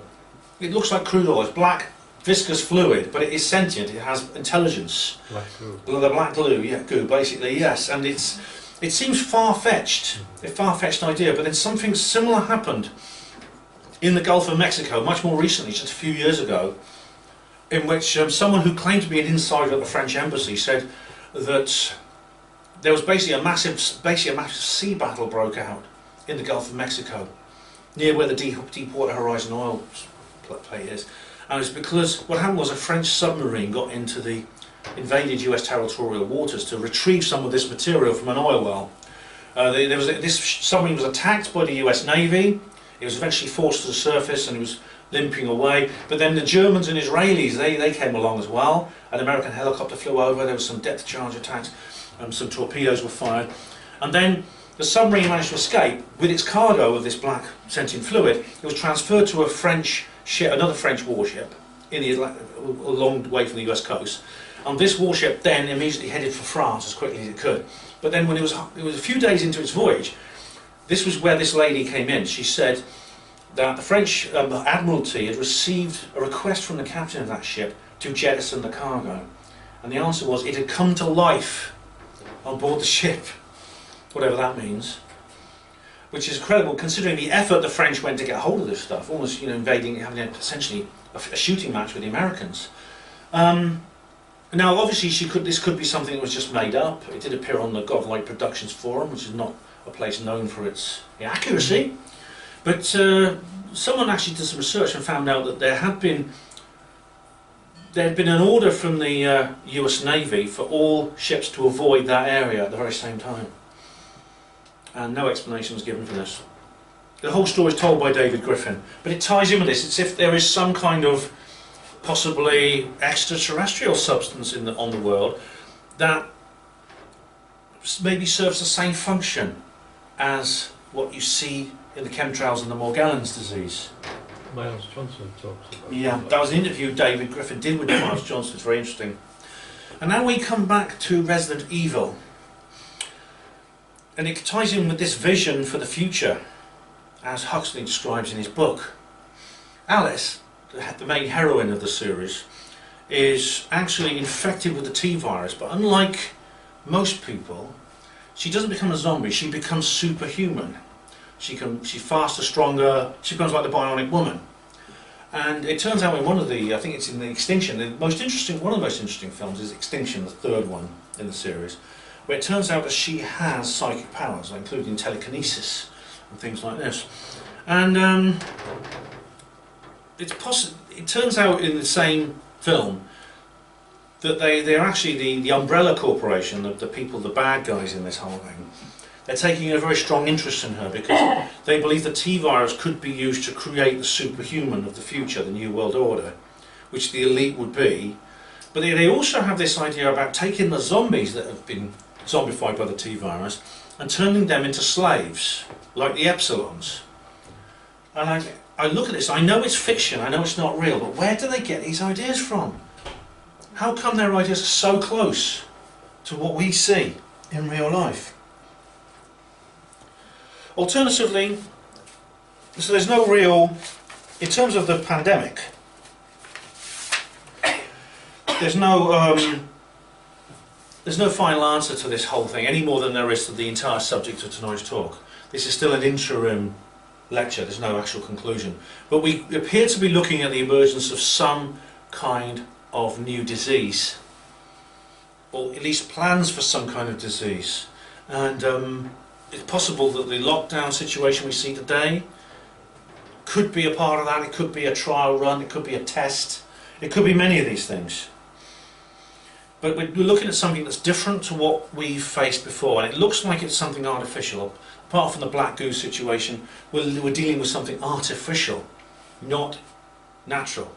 And it seems to be deliberate. It seems to be a deliberate attempt to turn us into something unnatural. That's the plan. But what about the possibility of supernatural zombies created by the occult? In the traditional Romero-esque, like the African folklore. Now, I've already discussed the African traditions from which the zombie emerges, but there are equivalents in the ancient Western world. For example, one of the oldest stories ever written is the Epic of Gilgamesh. It's an epic. It's a story, a tale. Sumerian. It's Sumerian, yeah. It's composed somewhere at the end of the 4th millennium BC. It's very old indeed. That was when it was first written down. There's this amazing line within it. I will knock down the gates of the nether world. I will smash the doorposts and leave the doors to fall flat down. And I will let the dead go up and eat the living, and the dead will outnumber the living. How about that? What's he talking about? Sounds like zombies to me. There's the golem of Jewish folklore, which you see it is a golem. It's not golem like with Tolkien, but it could be he got the word golem from golem. G-O-L-E-M is essentially an artificial construct. It's a living artificial construct. And there's the tulpa of the Buddhist tradition. Alexander David Neal actually engendered a physical form in front of her. And indeed it's like what we're looking at here is something also very similar to Mary Shelley's Frankenstein, which essentially is a form of zombification. It's an animation of a corpse. So that could be what we're talking about now. It could be the Illuminati, how finding a way of taking the dead or taking the living and turning them into something they're not through occult, black magic, or through heavy industrial methods, and possibly a combination of the both. Now, what I've talked about this afternoon is very, very disturbing material, but there are signs, I believe, for hope. The very fact that we're even here in this meeting today is a sign of hope. There's a sign that things are very, very different. A lot of people have reported to me the number of shops, a number of individuals who are resisting the various diktats of the government related to COVID-19. I don't know how many of you have experienced this, but I've been handed a form to fill in, and someone says, put on that whatever you like, and they wink at me like that. That happened to me in a pub. Just write anything you like on it, we don't care. Track and trace. And so you could just put a full stop or something on the form and then hand it back and they'll say thanks. What about Nick Hancock's phone number? Oh yeah. Yeah, apparently I found out Nick Hancock is a a friend of ours has just opened their bar up, and I said to her, I said, taking people's names, etc. She says, yes, she says, but it only has to be one person in the party. I said, what happens if everybody just point blank refuses? She said, I don't know. Yeah. It's becoming one of these unenforceable things. So many people are opposed to it. So many shops don't like it because they know if they enforce it, people will go to other shops and things like that. I know a lot of people are not happy with all this. We've discussed on the forums and on Facebook how many different ways there are of resisting, how many people are resisting, and how it seems that this is waking people up. The way that they're so desperate to silence people. David Icke being kicked off, Peter Hitchens being kicked off social media. All these, it's like they just don't want people talking about things. And of course, like it's forbidden fruit, isn't it? As soon as the word goes out, we don't want you talking about this. Everyone's going to say, what is it they don't want us to talk about? What do they not want us to look at? And it says here that Gandalf is from Lord of the Rings. I quoted Lord of the Rings earlier, didn't I? J.R. Tolkien knew a lot of stuff. He was very into the deep spiritual forces. Some believe it is only great power that can hold evil in check, but that's not what I have found. I found it's the small everyday deeds of ordinary folk that keep the darkness at bay, small acts of kindness and love. Which means nobody is helpless. Even if you're senior, I'm just one man, what can I do? I'm just one woman, what can I do? You can do all kinds of things, and it all helps. It all helps drive us forward, and you never know how far you get before you hit the critical mass. And by critical mass, I'm referring to the work of this chap here, Lyle Watson, South African scientist. He did an experiment with monkeys. He noticed that some monkey would learn something. In this case, it was like, in his experiment, in his observation, washing potatoes. They used to dig up potatoes to eat. Sweet potato. Yeah, and they used to make it a bit salty by washing it in the sea. And one monkey did learn how to do that, improve the flavour of the potato. And then other monkeys watched the first one doing it, and they thought, okay, I'll try that. And it worked. And little by little, the monkeys started to learn this new trick. And then you see the same thing with the birds pecking holes in the milk bottles in the 70s. Now, what they found was that Watson thought, well, little by little, it'll probably take a number of years. Eventually, all the monkeys on one island will learn how to do it. The others on the other island will never know because they don't have any contact, because this is on an archipelago near New Guinea. What he found out, though, was when a certain proportion of the monkeys knew how to wash these potatoes, they reached what he described as a critical mass. And when that critical mass was reached, suddenly it's as if a switch was flipped in the collective unconscious, as Carl Jung called it. And suddenly all the monkeys in all the islands knew how to do it. And he said he estimated maybe just 1% of the monkeys was all that's necessary to flip that switch. And that's where you get the 100th monkey effect. You may have heard that before. So I believe there's something similar with humans. We're related to the monkeys, as I said earlier.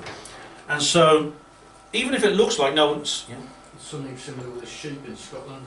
Oh, right. Over the cattle routes, and all of a sudden it's happening all over Britain. Isn't that amazing? Isn't that amazing? How do they know? How do they learn? They learn, and if these humans we're animals too, we learn the same way. When a certain amount of information reaches a certain number of the people, and a certain number of people are integrating it and thinking about it, it can expand very rapidly into the rest of the population. Not as a steady growth. People think, well, people aren't waking up fast enough. Not yet.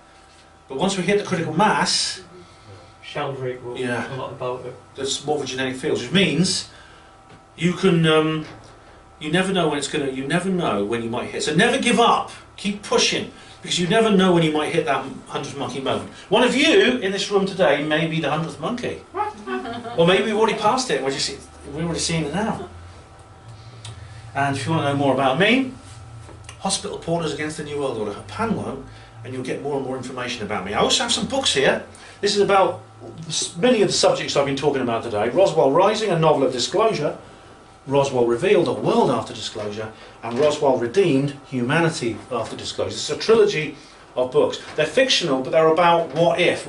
Basically, what if we hit that 100th monkey point? What would happen? When I started thinking about this, I got the idea of a story. And I've written this story, and it's in here. They're £10 each, but if you want two, the first and the second, they're 15. You have two for £15, all three for £25. But I've only got 4 of them, including only one each of the second and third one. So yeah, that's all I could carry, unfortunately. So come and get them. And as they say on Crime Watch, don't have nightmares.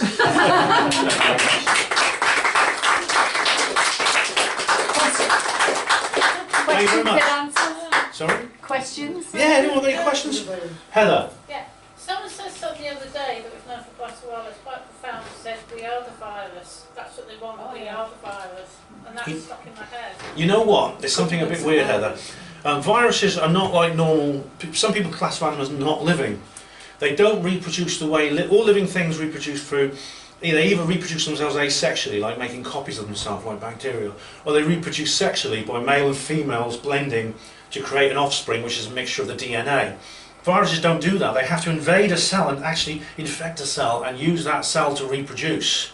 Now, zombies are like that. How do zombies reproduce? The bite. Yeah, they bite, and then the person they bite becomes a zombie.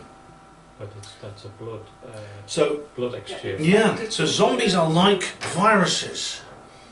When you think about the second, they're talking about the second lockdown, it's going to be absolutely catastrophic. They're going to drag this on as long as they can. I mean, eventually when they lift that, what are we going to do? Wait for the third wave? And the fourth and the fifth? They are, I mean, I don't know how long they can get away with this. It's psychological, it's mental, it's isolation, not to mention people's businesses. Well, it's every day. It's called the flu. Yeah. Well, it's like, obviously there's an awful lot that they have attached to this disease. They're willing to use this disease. They're milking it for every drop they can get in terms of increasing their power, including making changes to society and to culture. Yeah. Have you seen the coronavirus symbol on the banknotes? What's in what, sorry? Have you seen the coronavirus symbol on the banknotes? Yeah. Oh yeah, of course. Someone pointed that was years ago, wasn't it? That was like a few years ago. Someone mentioned that. Twin Towers as well, isn't it? Yeah. £20. And again, that's 5G's on there. why. 5G's out. It's like it's in their it's in their belief Dispelled system. that bit, haven't they? The 5G tower. They've dispelled that. It's Margate Lighthouse, and the guy who's on the back of the £20 note wrote a poem about Margate Lighthouse. It's not a 5G tower, sorry. But the corona, I think it looks like coronavirus, and also the Olympics. It's in this document here. I mean, this is yours, isn't it, Steve? Steve done it. You wrote a. Right, have you got that, Yeah, I've had a read of it. Yeah. You can pick these up here. Is that you wrote these? Did you? Yeah, I mean, that might be... Is it the one you got, Maureen? Yeah. Yeah, it's the one of these. I wrote that quite early on during the lockdown. Yeah. It might be a little bit out of date, but... It's interesting stuff, though. I mean, people can pick these up. Is that all right with you if we pick up a copy? Yeah. But it gives a lot of information about the whole thing here. It's all occult. Yeah, it's occult and it's karmic. There's one thing which might be interesting to draw out of that from. You've mentioned Resident Evil, and from one point I made in there was the Umbrella Corporation, which is obviously a fictitious entity. However, it was based in the film series in Japan, or it was an Oriental centre, but they used the exact same logo as the Wuhan facility in China. That's weird, isn't it? It's exactly the same. I think the only difference is it's a different colour, but generally it's exactly the same. And interestingly, Raccoon City, which is featured heavily in the series, is an anagram of Corona. My goodness, isn't that crazy? Isn't that weird? You'll be doing a talk for in the future cool. about the occult. Isn't that like, I mean, sure people can dismiss it, I mean you get skeptics who'll dismiss that as coincidence and they'll say this, but how, there's just too many coincidences piling up. At some point you've got to say, well look, how likely is this really to be? And the answer is, you can't, like I said in my skeptic talk, you can't just keep piling these coincidences up. And expecting people not to say, no, there's something weird going on here. They're trying to tell us something because maybe for occult reasons, because it's karmic and things like that.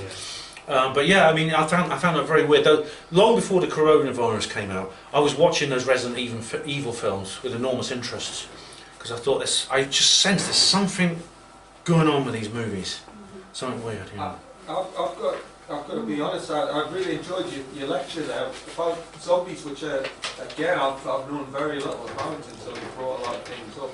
I find it very interesting. I wonder if there's some sort of predictive drive to acquaint us, to acquaint us with the future potential of 5G and vaccinations, and this is what's going to happen to people, turn them into zombies of some description, which will then need to be eradicated.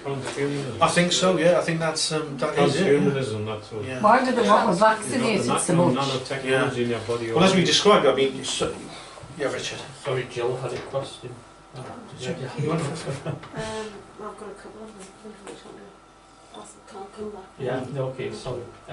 I was just going to say about sorry about this, everyone, because it's going back to zombie folklore a bit, particularly the zombies in the film. You mentioned Day of the Dead.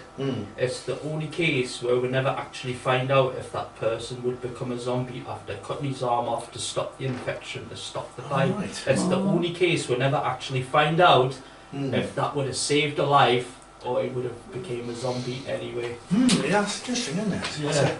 That's I never thought about that. I have to rewatch that film. I've thought about it long and hard for years, so I'm sorry I had to bring that up. That's alright.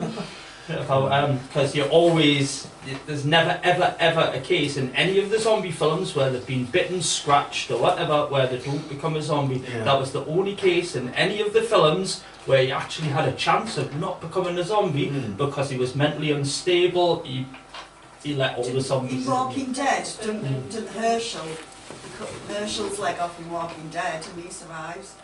I haven't seen that. Oh, I've not seen that one. TV, yeah, Walking Dead. I saw the first series and then it just got, because again it's all part of predictive programming. It is, yeah. Isn't it? The Walking Dead, I mean that's basically what we want you to be. I think it plans to have like Have you seen the interviews with Gregory Howard? Yeah, they think he's the new King John. Oh, I don't know about that. Jill, you wanted to have some questions? You thought of them? Yeah, you know when you were saying about the that film where there was only one woman became a super bionic. Resident Evil, yes. And what was it that had happened that had made her go that way rather than become a zombie like all the others? It is never revealed. It's never explained. It's just a DNA bonds perfectly with the T virus. It could be chance. I think it's the same as when some people can get a virus or a tablet. Some people have a reaction, some don't. Yeah. It's our individual thing. It's never explained, but for some reason she responds to the T virus so differently. And she becomes this superhuman, which is why the Umbrella Corporation takes such an interest in her. It's interesting, it's remarkable that it's got that symbol, the Umbrella Corporation at the Wuhan. It's just like, it's like all these other weird coincidences, like, you know, the Elisa Lam case, that girl who went missing. In Los Angeles. Yeah, in Los Angeles. Yeah. They found her dead in a water tank, and no way then they had this vaccine, or they're using this experimental drug they're using for the local homeless people. They call it Lam Elisa. And it's like, what? And it's one of those things, isn't it? It's one of those things that it's just too unlikely to be. They're doing that in your face, basically. That's what they're doing. They're just taunting you. If we don't react, if we just shrug our shoulders according to their belief system, they're off the hook. Heather. Well, I don't know if it's true or not. I read something on the net a while back, and they said it sort of goes in stages, and said, well, things could be massive blackouts of electricity, which means, of course, the internet will be completely down and people won't be able to communicate. Yeah. And that sort of thing. So no electricity, and everything's just going to it could just be dragged on for absolutely ever until They will try. Already we have that starting. Communication, and it's going to be how the stuff, you know. Well, already, it could be that this video I'm recording now could be struck down off YouTube because just simply because we're talking about this. David Icke being banned, Peter Hitchens banned. Banned, hasn't he? Yeah. I mean, is he still in? Where is he now? Is he just sort of just? He's off social media for now. No, Both. right. Well, David Icke keeps coming back. Peter Hitchens, I think, is just sticking to his column. But oddly enough, I've had my webpage, my Panwell web pages have all been banned from Facebook. It happened very suddenly, and not just from me, to anyone who posts them can't.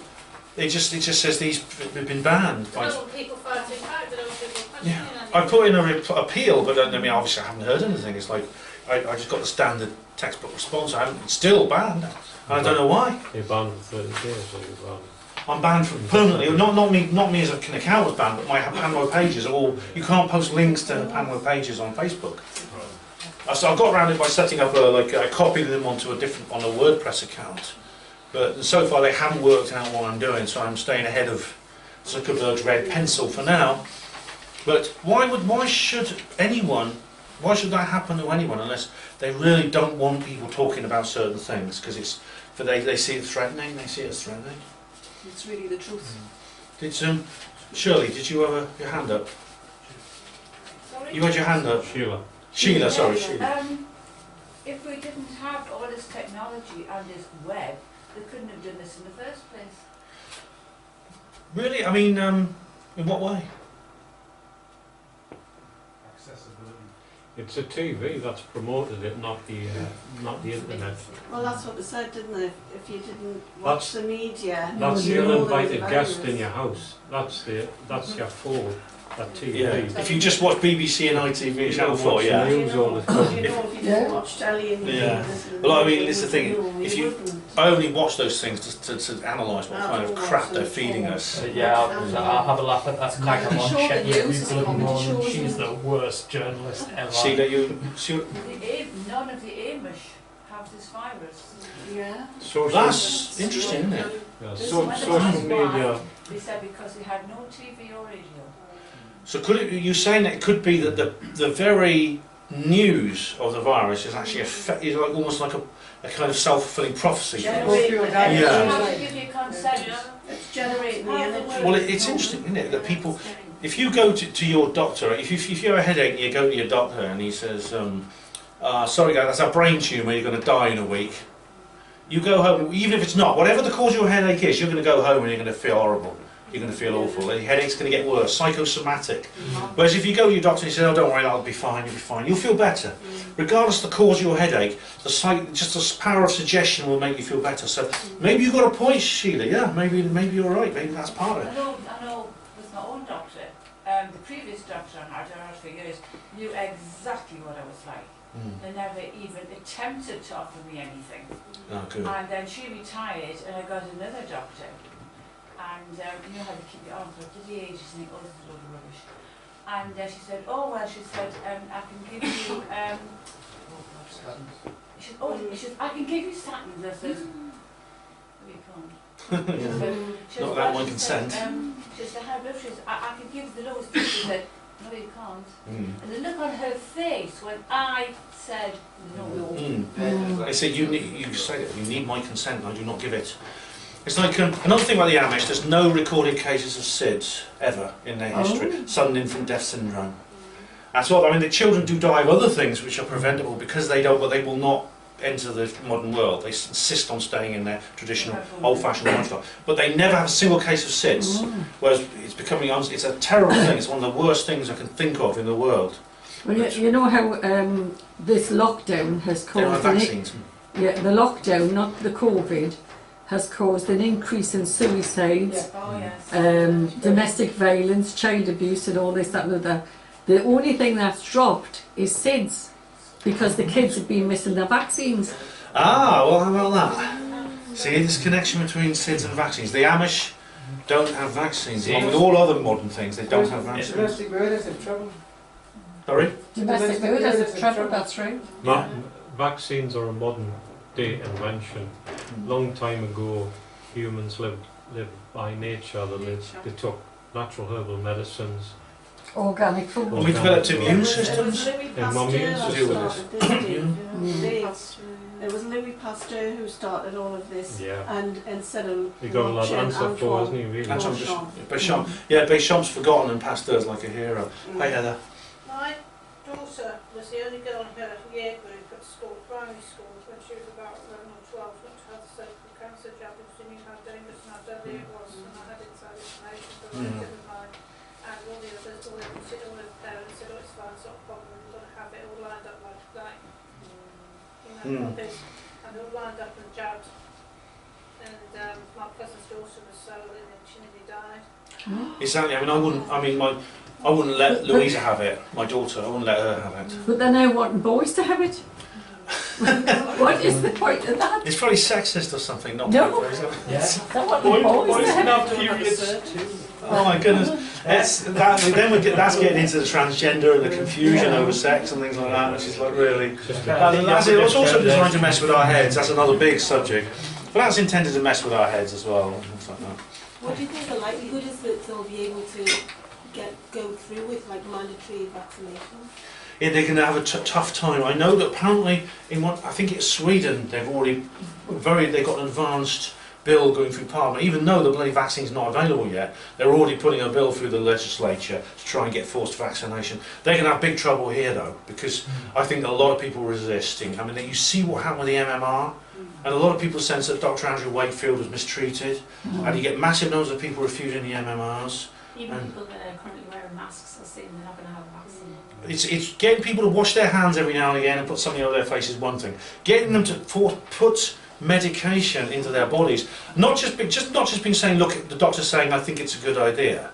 It's saying by law you have to have this done, or they'll say something like by law you do this otherwise you don't get your benefits. And when everyone's on UBI, of course, it's the same thing as forcing you. They're going to. It's really. I mean, I think there's going to be a lot of resistance. There's something about this chip that's going to start threatening everyone with, if you can't work, you can't travel, you can't have a driver's license, you won't be able to buy goods, you won't be able to eat, you won't be able to do this little shop or anything. That's just another threat. Yeah, this is what some people call the mark of the beast from the Book of Revelations. Yeah, exactly, yeah. Harry's the same number. Yeah, 666 in it. And even though you might be aware that Trace Act as well as HR 6666. Well, how about that? As David I would say, just a coincidence, nothing to worry about. Hey, Paul? I think the app that they brought out, the Tracer app, that's designed to fail. It's designed to fail, and then they'll say, look, the only way we can keep track of people is by having a microchip. They do set things up to This is a fail. sideways door built in microchip. The first chip and pin system, which was brought out by Lloyd's Bank, was deliberately designed to be insecure. Yeah. Because so they could say when it didn't fail, they could then justify the contactless system, which has now been justified because they say, well, you can catch the COVID-19 from banknotes and coins. Yeah. There's like I went into a pub, which was just like it was a cashless pub, you know, like where the 40 Society in London meet, the Bell in London. It's a cashless pub. It's incredible. They're going to see more of those now on AEN. Because when you don't have cash, you don't have control over your finances. You can't do things privately. You can't. Is it illegal not to accept your cash? I don't think they can refuse right now, but they can. There are cashless facilities. They don't take cash though. Yeah. Legal tender. They But can't. is it illegal? They can say we don't take cash. Like there's places in the supermarket, cashless checkouts, and you go there and they just say you have to go to the cash checkout instead. There's coffee bars in Newcastle that are just manned by like kids really. You know, It's an interesting they don't take cash at all, and they say it's for security. They don't have any cash at all on the premises. They'll only take card payments. I mean, the common cold, the common flu, we've had it for years and years and years. It's just something we just, you know, individually, that kills some people, elderly, and we get used to it, and we normal people get over it. What's the problem is the fact that there's so many people got autoimmune diseases. That's the biggest problem. Yeah. Our immune system's been You know, depleted. so instead of going into lockdown, why didn't they shield the vulnerable people and because, you know, we only got notification of this in March, but we've all probably had it in December because that's when it was really known about. The vulnerable people are rid of first because they don't provide the society. Well, they get rid of the old kids. the old people are getting the deal with the vaccinations first. Yeah. The old people are dying, they're not dying, they're getting, it's the masks in the hospital that's killing them. Compulsory DNRs on people. Oh, they are? Yeah. Compulsory. Yeah. I don't know whether it's true or not, but I think it's the Netherlands. It came up on the net allegedly. Apparently what they're doing is they're making like putting down the elderly, and they're actually physically holding them down. Oh God, there was a lady. Was it euthanasia? Who was that lady in government who said? I think it was one of the in the House of Lords who said the elderly might have a duty to die. Did you see that? I mean, that was unbelievable. Try showing your grand. It's very, very common for old people to get infections when they go to the hospital, they're delirious. I was in hospital last year with flu, and I was totally delirious, and I didn't know what they were seeing.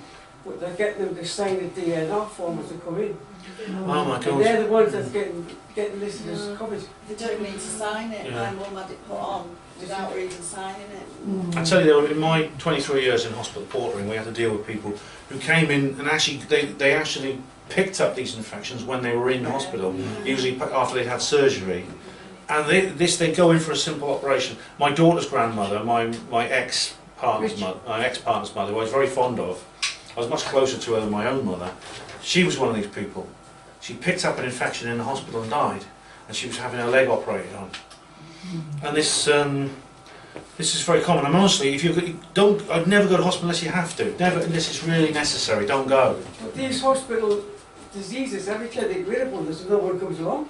Yeah, there's MRSA, which basically is an antibiotic-resistant medication. They had something called vancomycin to treat that, but now there's a new one called VRSA, which is called vancomycin-resistant Staphylococcus aureus. And that, you can't use vanc on that, so they're trying to find another antibiotic now. Sepsis? Yeah, to attack it.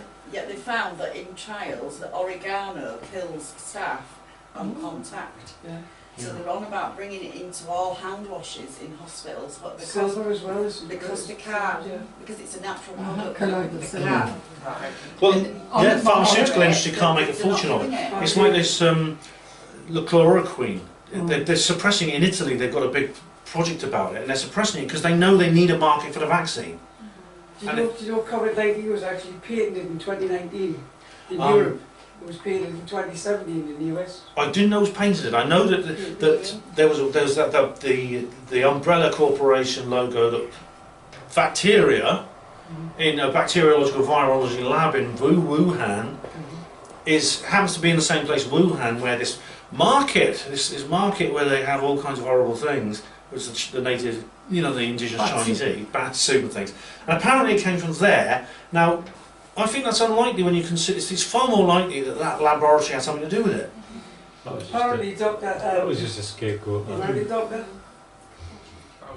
Fauci, his health organisation they were doing tests on weapons in America, and there was this disease that said it's far too dangerous to work on in America, and they sent it across to Wuhan and gave 1.75 million to experiment on it. But it got out, didn't it? Well, so it's actually come from America. Well, Nick Collison was talking about this sports event that was there, and apparently it was they sent some Americans to compete in this sports event in Wuhan. Apparently, this is early in 2019. It's the World Military Games. That's it, yeah.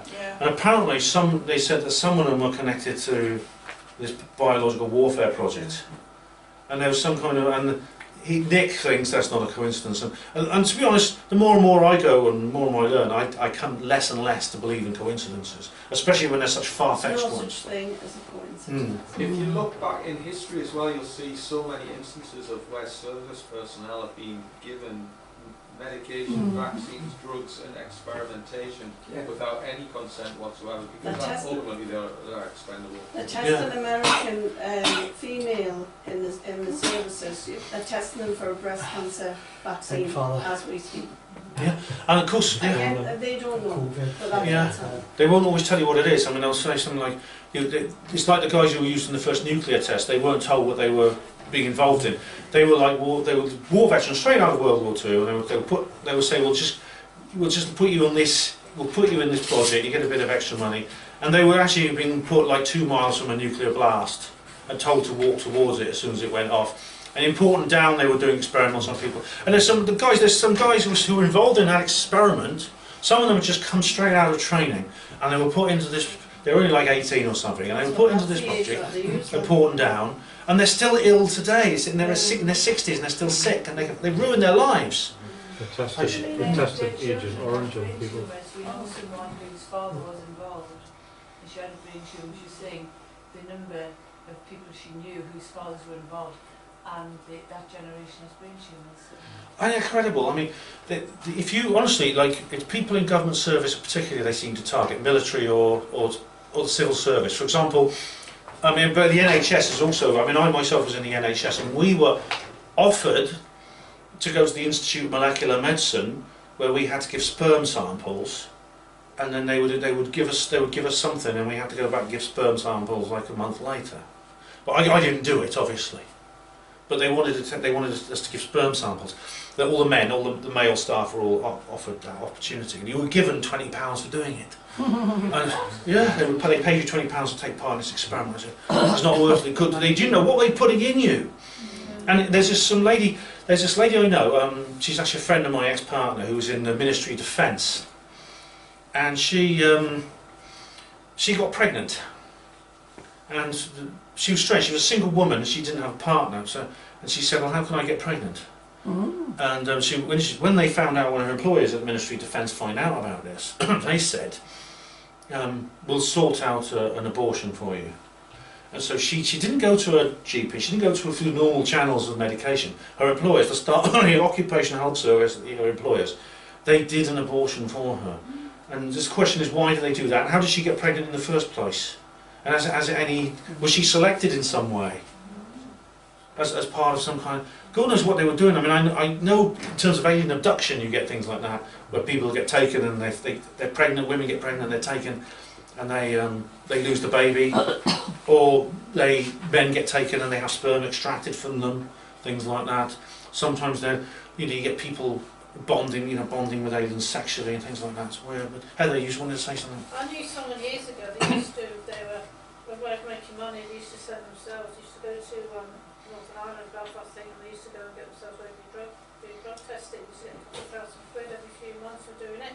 They saw it as a regular income. It was great. I couldn't think of anything worse. It's too good to be true, isn't it? It just seems too good to be true. You just turn up and they stick a needle in your arm and you get paid. Harrogate did it. That's what he used to travel not that far. He just used to go for drug testing, and that's how he managed to pay for his wedding. He said, "I'm going to go for drug testing for a week." It's been done in Oxford right now. They're testing the COVID-19 vaccine, and I thought to myself, who the hell are they getting to do that? Who in their right mind? But he did it for £3,000 to pay for his wedding. You just don't put your soul on the line, do you? I couldn't do that.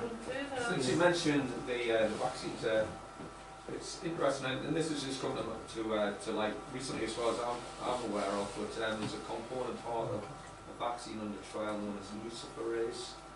Luciferase. It's called luciferase. Again, I haven't fact checked any of that. I've looked at that. It wouldn't surprise me. I mean, it's like that. I'd have to verify, but honestly, it wouldn't surprise me. They're called Kill Them All. Yeah, it wouldn't surprise me one bit. It really wouldn't surprise me one bit if they did something like that, because they really have a very dark sense of humour, and they love to poke fun at us and things like that. It's got to be in plain sight. Yeah. It's like Lam and Lisa and these other things, yeah. We mentioned 666 before, and I know I've mentioned it a few times, maybe mentioned it on Zoom, but the word corona's got 6 letters, and when you add it up using the standard English grammar, it equates to the number value of 66, which gives 366. I know. Ellis Taylor would love that. I mean, he may have heard about it. I'll tell him about that though, because he'd love that sort of thing. Yeah. Right, we've had Ben for a long time. I'm sure he needs a rest. Thank you. Right, I'll just put your hands together for Thank you. Thanks for having me. It's been great. Don't forget to pick up a copy of these books while they're still here. Thank you very much. I know a lot of what Ben's talked about. You know, what's happening in the media and everything. Stand in your own truth and your own sovereignty, right? Step out of fear, because it's the only way that you're going to get through this, right? Keep spreading the word. You know, it's a psyop. That's what it is. It's They want control. They want your power. They're scared of you. You know, we're so powerful. We are the chosen ones. I just want to plug these leaflets. I'm going to leave them at the front. Help yourselves. Is that the tracing form, is it? No, it's not the trace form. Thanks for the Truth Seekers gin. It's very nice. Whoever did that. You will be putting Nick Hancock's phone number on. I know. Well, as you just saw, my speech went very well. I've had a lovely dinner, and we've a lot of else has happened, which I'll be talking about in my off-duty video. But I'm here with Richard Wright. Hello, Richard. You remember him? Again, yes. Yeah. It's been a long time. Richard has been on this show. It was 9 years ago he first appeared on Hapanwo TV at the 2011 Leeds Exopolitics Expo, and it's great to say he's still here. He's still on the show. Still That's going great, strong. Yeah, we're having a little drinkies. Yeah. No, our hostess Maureen has gone to bed, but night everyone, and we are going to go to bed shortly. Well, basically when our drink runs out. But it's been. I tell you what, the speech went really well. I'll say more about it later on the way on my return journey. But the speech went really well, and it's not over yet. There will be an off-duty video coming soon, so check that out because we're doing a lot. We've got a lot more planned. So yeah, we're going to visit. We're going to visit deepest, darkest Northumberland tomorrow. We're going to a place called Hexham. I'll not say too much about it because, like Ben said, we're a little bit drunk. We'll say a lot more about it tomorrow, and you'll get to find out all about Hexham, you Southerners. Yeah, that includes me. Anyway, Hapanwo TV viewers, night. Well, good morning. It is Monday. It is the 3rd of August, and I'm heading home. I've had a wonderful weekend. It's been great. I hope you enjoyed the talk. I'd certainly enjoyed giving it. I think it went very well. And I'm just sitting here having some breakfast, and I'm watching old Ian there, bless him, who is, I'm glad to say, he appears to be on the mend after his very serious illness, which almost took his life. It's a long journey ahead. Basically, it's like a long-haul flight, really, going this sort of journey, and it's made even longer by the lockdown and more restrictive because there's only one coach I can get a day. Maureen's going to give me a lift to the coach station. If I miss it, then I'll have to buy another ticket, which means tomorrow. So she's stuck with me for another day. It's tempting, isn't it? Just to miss it on purpose. Oh well, better get a move on. Okay, I'm at the coach station here in Newcastle. I've got my muzzle on, so I don't harm anyone. Getting ready to board the coach. And just had to say goodbye to Maureen. Everyone else has gone, so it's just Maureen left, who I stayed with. And it's very sad. It's I felt very upset. It's to go back to so-called normal life is never easy. It's like everything that's just part of something you do every day, and it's something that you experience for 99% of your life, suddenly seems unpalatable after you've been at an event like this. It's like post-pro blues, and it just goes to show, I think, possibly a dissatisfaction I feel with normal life, in the sense that I'm a sort of like voice crying in the wilderness in Oxford, which is, I think, why I set up Dreaming Sources. I'm sort of voice crying in the wilderness, and nobody really, I don't know anyone in my own life who's into my sort of things. There are a few people I know in the area who are interested, and I only see them now and again, and that is why I've set up Dreaming Sources. So I do hope to expand on that. Really, it's up to me now. It's my decision to advance that. And I think what I'm going to do is I'm trying to arrange a meeting, the inaugural meeting of Dreaming Sources at some point coming up. Yeah, I'm going to head off. It's a nice morning. Sunshine and showers forecast, but at the moment we've got the sunshine.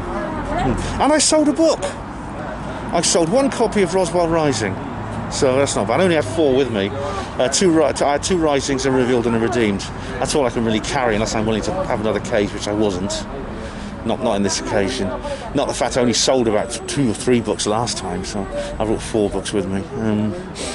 But that's better than nothing, isn't it? Yeah, so thanks very much to the person who purchased Roswell Rising. I hope you enjoy it. Just going to wait for the coach now. I just hope it's on time. This office is shut, as you can see, but there is a National Express person who came up and asked me if I was all right and whether I was satisfied and things like that. Very nice lady, and I said yes. So all's well so far. A long journey ahead of me, but every journey begins with a small step, and eventually you get to the end of it, however long it is.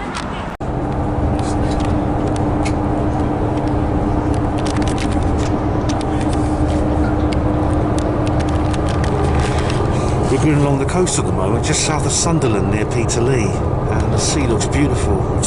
I never got the chance to see the sea when I was in Newcastle this time. It's nice to see it now.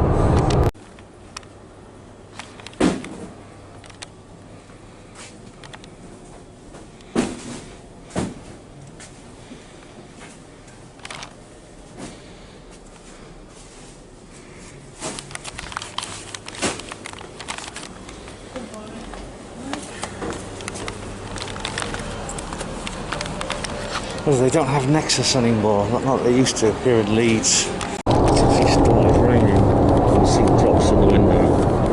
Luckily it's got the latest Nexus to read that. I also bought these socks. Loads of packets in there. So I picked up.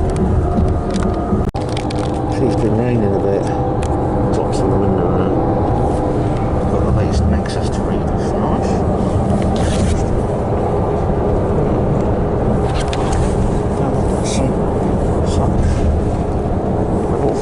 These in the market in Leeds. Luckily the Leeds market is now open, the big market they got near the coach station, which is nice. Must be getting near Birmingham now.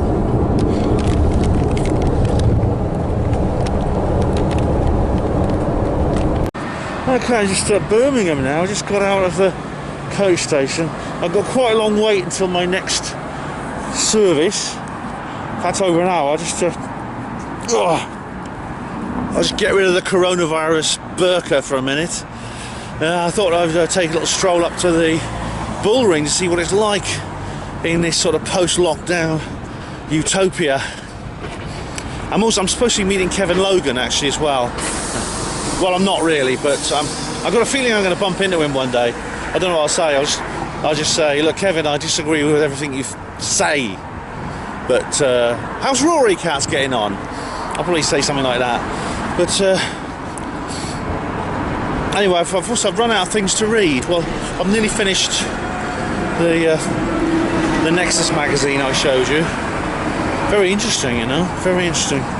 Talking about the Kali Yuga, it's like a new 2012 thing. I'll say more about that in a future video. But hopefully, with any luck, I'll be home by about 5 PM. If the coaches run on time. I must make sure I don't miss the coach I'm supposed to catch, because if I do, I'm stuck here, stuck in Birmingham overnight. Kevin Logan will have to give me a seat on his settee. All right, guys, gonna head to the bull ring, see what it looks like. Famous bull ring. It's one of the oldest markets in Britain, and it's now it's a modern day massive shopping centre. There's Pizza Hut there, right? You know, Pizza Hut has gone cashless. Yeah, you cannot make anything, any purchase of Pizza Hut, eat any kind of meal without it being recorded on an electronic database. That's the level things got to, guys. No privacy, Pizza Hut. Go on, I want to buy something to read if I can. When the Nexus runs out, I'll have nothing. I should point out about that book I was reading. Submission by Michel Houellebecq. Everything I heard about it was wrong. It's absolutely rubbish. It's a terrible book. Well, it's not really bad. It's not kind of Get Out bad, but it's kind of Series 8 Red Dwarf bad. Slaxer will know what I'm talking about. It's firstly, it's too short. It's sort of padded out because it's got very large. It's got like probably for like 15-point size print. But it's actually really nothing more than an extended novella. It's a very short novel, very short, very lacking in detail, and I prefer more in-depth and colourful literature myself. It's rather shallow. I mean, the main character's not a very he's not a very likeable person. He's a kind of semi-alcoholic, sort of French bloke. He's not a typical French bloke, in other words, he's completely heterosexual. But apart from that, he's very French. He's a sort of middle-aged guy who's only turned on by younger women. He's a sort of French literature professor who keeps having casual affairs with his students, his female students. And it's kind of near future dystopian thing about sort of how immigrants sort of take over and things. But it's done so badly. It's just delivered so badly. Or maybe I'm just too dumb to get it, Ben. You know, maybe something like that. Anyway, I'm going to head inside and see what's there. Well, I was went to this boring centre. It actually looks very normal. Of course, everyone's sort of like walking around, sort of shopping, you know. And there's actually a lot of people not wearing masks. Most people weren't social distancing. Just everything looked pretty normal. I mean, there was the one-way arrows on the street, which instructions no one was obeying. I saw Kevin Logan. Yeah, he and Christy Winters were in there. He was carrying her shopping, of course. Said hello to him. He sort of like looked at me as if to say, "I know you. Yes, I know you. You've been making videos about me, haven't you, Ben?" Yeah. Then I've decided to go back to the coast station now. But I mean, obviously, the bull ring today is a temple to consumerism. And unfortunately, it looks as if the traditional open market that's been there for about 300 years is now not operating. So the big new shopping centre is, but the old market is not. Although hopefully they got the stalls out and there's people there. Maybe it's just closed for the day or something. I hope that's what it is anyway. It's only like about 2:30 though. It shouldn't be closed. But all in all, it's I don't know whether to feel pleased or not, or unhappy. Pleased that things appear to be a bit sort of normal and people are acting normally. Secondly, acting normal is not a very good thing sometimes, because you're worshipping at the temple of a pseudo-capitalist materialism. Yeah. Never mind. Onwards and up, let's go home. I've had enough of this. Oh, well, I'm back now. Made it back to Oxford. Back to normality. Roll & Co. Broad Street, Oxford. This is Oxford's premier, most traditional department store. There we are. Established 1738. Closed 2020. That's a sad sight. I'll close until further notice. Whether we'll ever reopen again, I don't know. It's been sort of like a bit precarious for the last couple of years anyway. What are we going to lose next? The covered market? Okay, ladies and gentlemen, I'm back in the heart of Oxford now. Just outside Chemtrail Central over there, walking over the top of the secret vaults at the Bodleian Library. It's Monday, I'm back home, and I'm going to go back to normal. And this is always like a difficult thing. It's a difficult few hours, you know, the time between when I get home and go back to normal. And it's like, by tomorrow morning I'll be fine, you know, I'll be absolutely fine. It's like post-pro blues. Very, very quick. It's over. It starts quickly. It's over quickly. I've not been to Pro, but I've been to an event I really enjoyed with some people I love very much. People I have an affinity with, and a sense of camaraderie that I can't really experience with anyone in my day-to-day life. I'm not looking for pity or anything. That's just the way it is. And as I said, I'm taking steps to amend that by setting up Dreaming Sources. Hopefully, Dreaming Sources could become as big as Truth Seekers North East. With many members, we may even host events. We make the money. I've already been at a conference, isn't there? But it's going to be nice. I'm going to see my daughter this evening. It's really nice to be close to her, so I can take care of her. And be nice if I get back online. Look on the bright side, you know, do some more writing, do some more research for my new novel, like the Obscurati Chronicles, things like that. And also to interact with you, the Panmo TV viewers. I need to do another comment reply video. In fact, by the time you're watching this right now, it's probably already happened, because I'm going to do that next at the time I'm recording this. That's my next project, almost certainly. But and it's a nice thing. I'll be, you know, things hopefully will return to normal.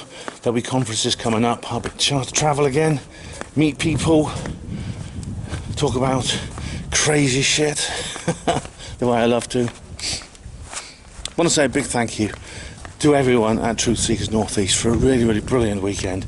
I've loved every minute of it. They've been so hospitable. They've been so friendly. They have really worked hard to get this event going.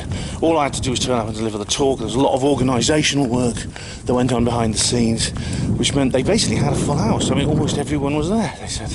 There was one lady who couldn't make it. She wasn't well. I hope she's better soon. But everyone else, all the regulars were there, plus some new people I've not met before. Very successful indeed, very successful weekend. My zombie talk, as difficult as I thought it was going to be, actually went down very well with all the new information and the corrections from the last time, and I hope to get the chance to do it again. So now time to go home, time to have like something non-alcoholic and healthy to eat, time to go to bed, get up, go to work, and carry on with stopping the New World Order as an ex-hospital porter that I am. Thanks all of you for watching Panmo TV yet again. Hospital Porters, pride and dignity, stop the New World Order.